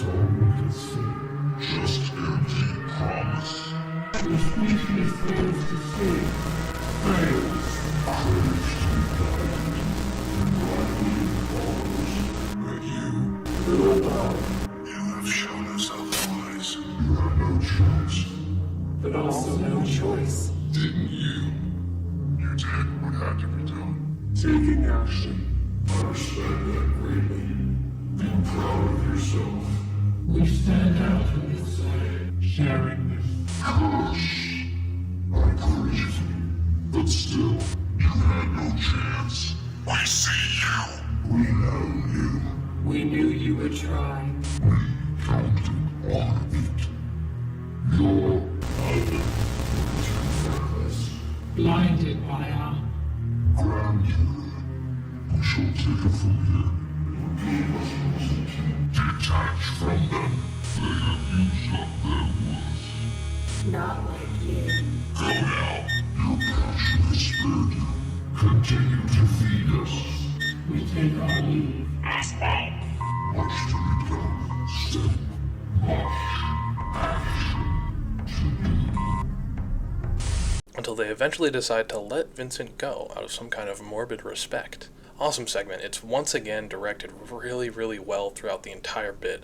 I love the documentary imagery at the very beginning, since that's what Barar made them, the Carnis, out to be. That's how he sees them. The one thing I don't love is that the singularities turn into like a single consciousness during this bit. Before, they were conveyed as 7 separate entities with their own personalities working together, and I thought that was really interesting. But now they've just kind of blended all together. And obviously the references from earlier in the series are clever and cool, but then we get to the end, they say they're taking their leave and claim they still have much to do. Then we cut to various shots of each member of the Vita Carnis species dissolving and floating away, eventually culminating by coming together with the singularities.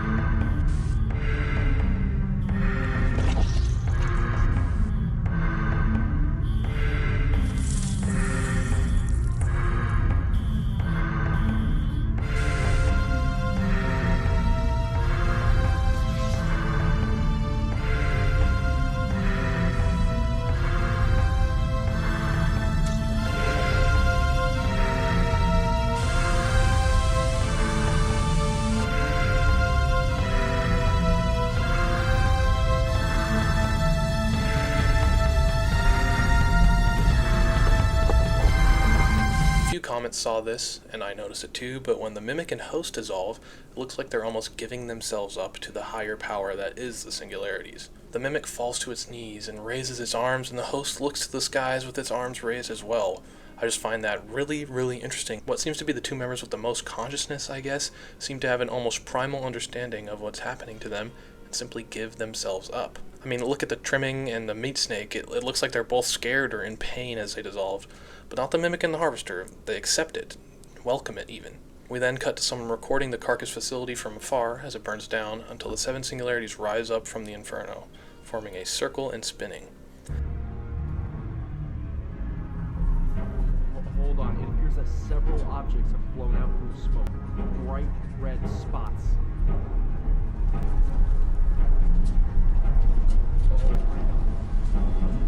Eventually the dissolved matter begins to rise and orbit the joining. Not just that, but 2 gargantuan meat snakes burst from the ground and they too begin to orbit.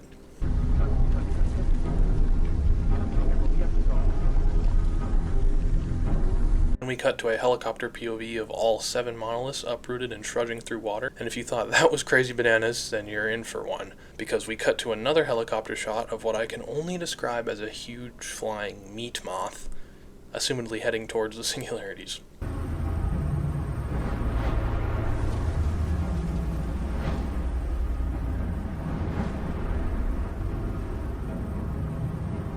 Shortly thereafter, we see a news report alerting the public to the monoliths now taking their stroll and, unsurprisingly, killing many people. The report cuts to ground footage of said murderous stroll before we see more footage of the meat moth.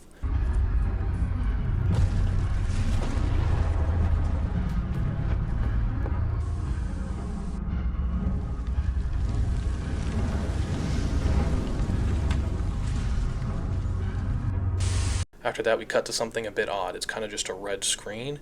I'm interpreting it as the POV or the inside of a singularity or the singularities together. We cut to more footage of the monoliths when we see an abrupt explosion in the distance. Through the damaged camera, we can't see much other than the rough shape of something large in the distance.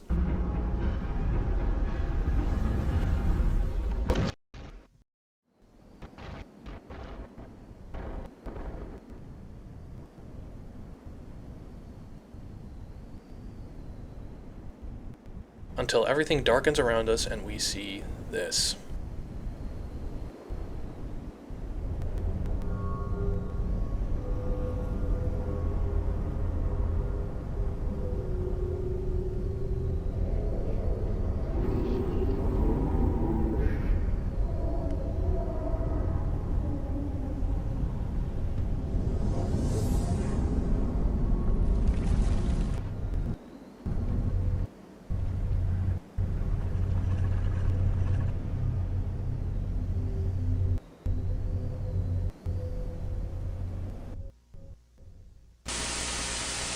We cut to one last clip of the Magister as he too wraps up his final episode. There's another secret video attached to this episode, though it only shows up as a link very, very briefly around the 14-minute mark, instead of in the description like all the others in Season 2. It's very similar to the secret video that was attached to Season 1's finale, which was titled 1/3, this one being titled 2/3. It basically just recaps all the storybook pages, but adds another piece of the ripped out 14th page that reads, "One day while the king and queen sat, and at long last the prince made it home, the prince, a new land in which was plentiful with resources, and now their kingdom can spread forward."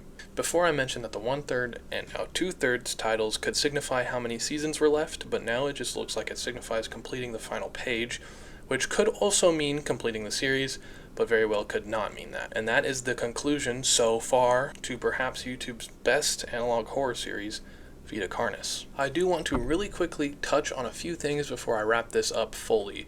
Firstly, that huge creature we saw on Earth at the very end. I've seen some people saying it's the king we see in the storybook pages, but I don't think so. I believe it is the prince, or the singularities, in their final form. For one, it's the amalgamation of all the biomatter we saw dissolved from the Carnis at the end and fused with the singularities, who are probably the prince in the storybook. This leads me into my next point. Previously, when I recapped the storybook's meaning, in reference to the 13th page where the prince leaves the critters, I had regurgitated the generally accepted theory in the community, which was that originally there was only one singularity on Earth, then it leaves, like the prince, back to his homeland and brings back 6 more, but after necrotic wound, I have a slightly different take. I think the 14th page is a sort of prophecy unfolding in real time.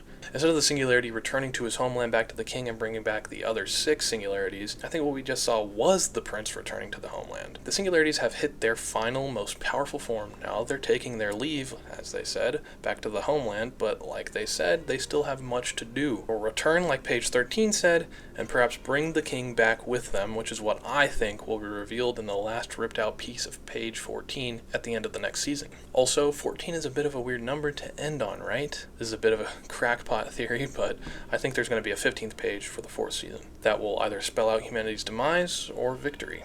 Also, I was very wrong about the meat snakes. They just mitosed, probably not a word, and were likely integral in having enough biomass to create the prince's final form. And with that, I can also end my video. One last big thanks to Darian for making such an awesome piece of art here.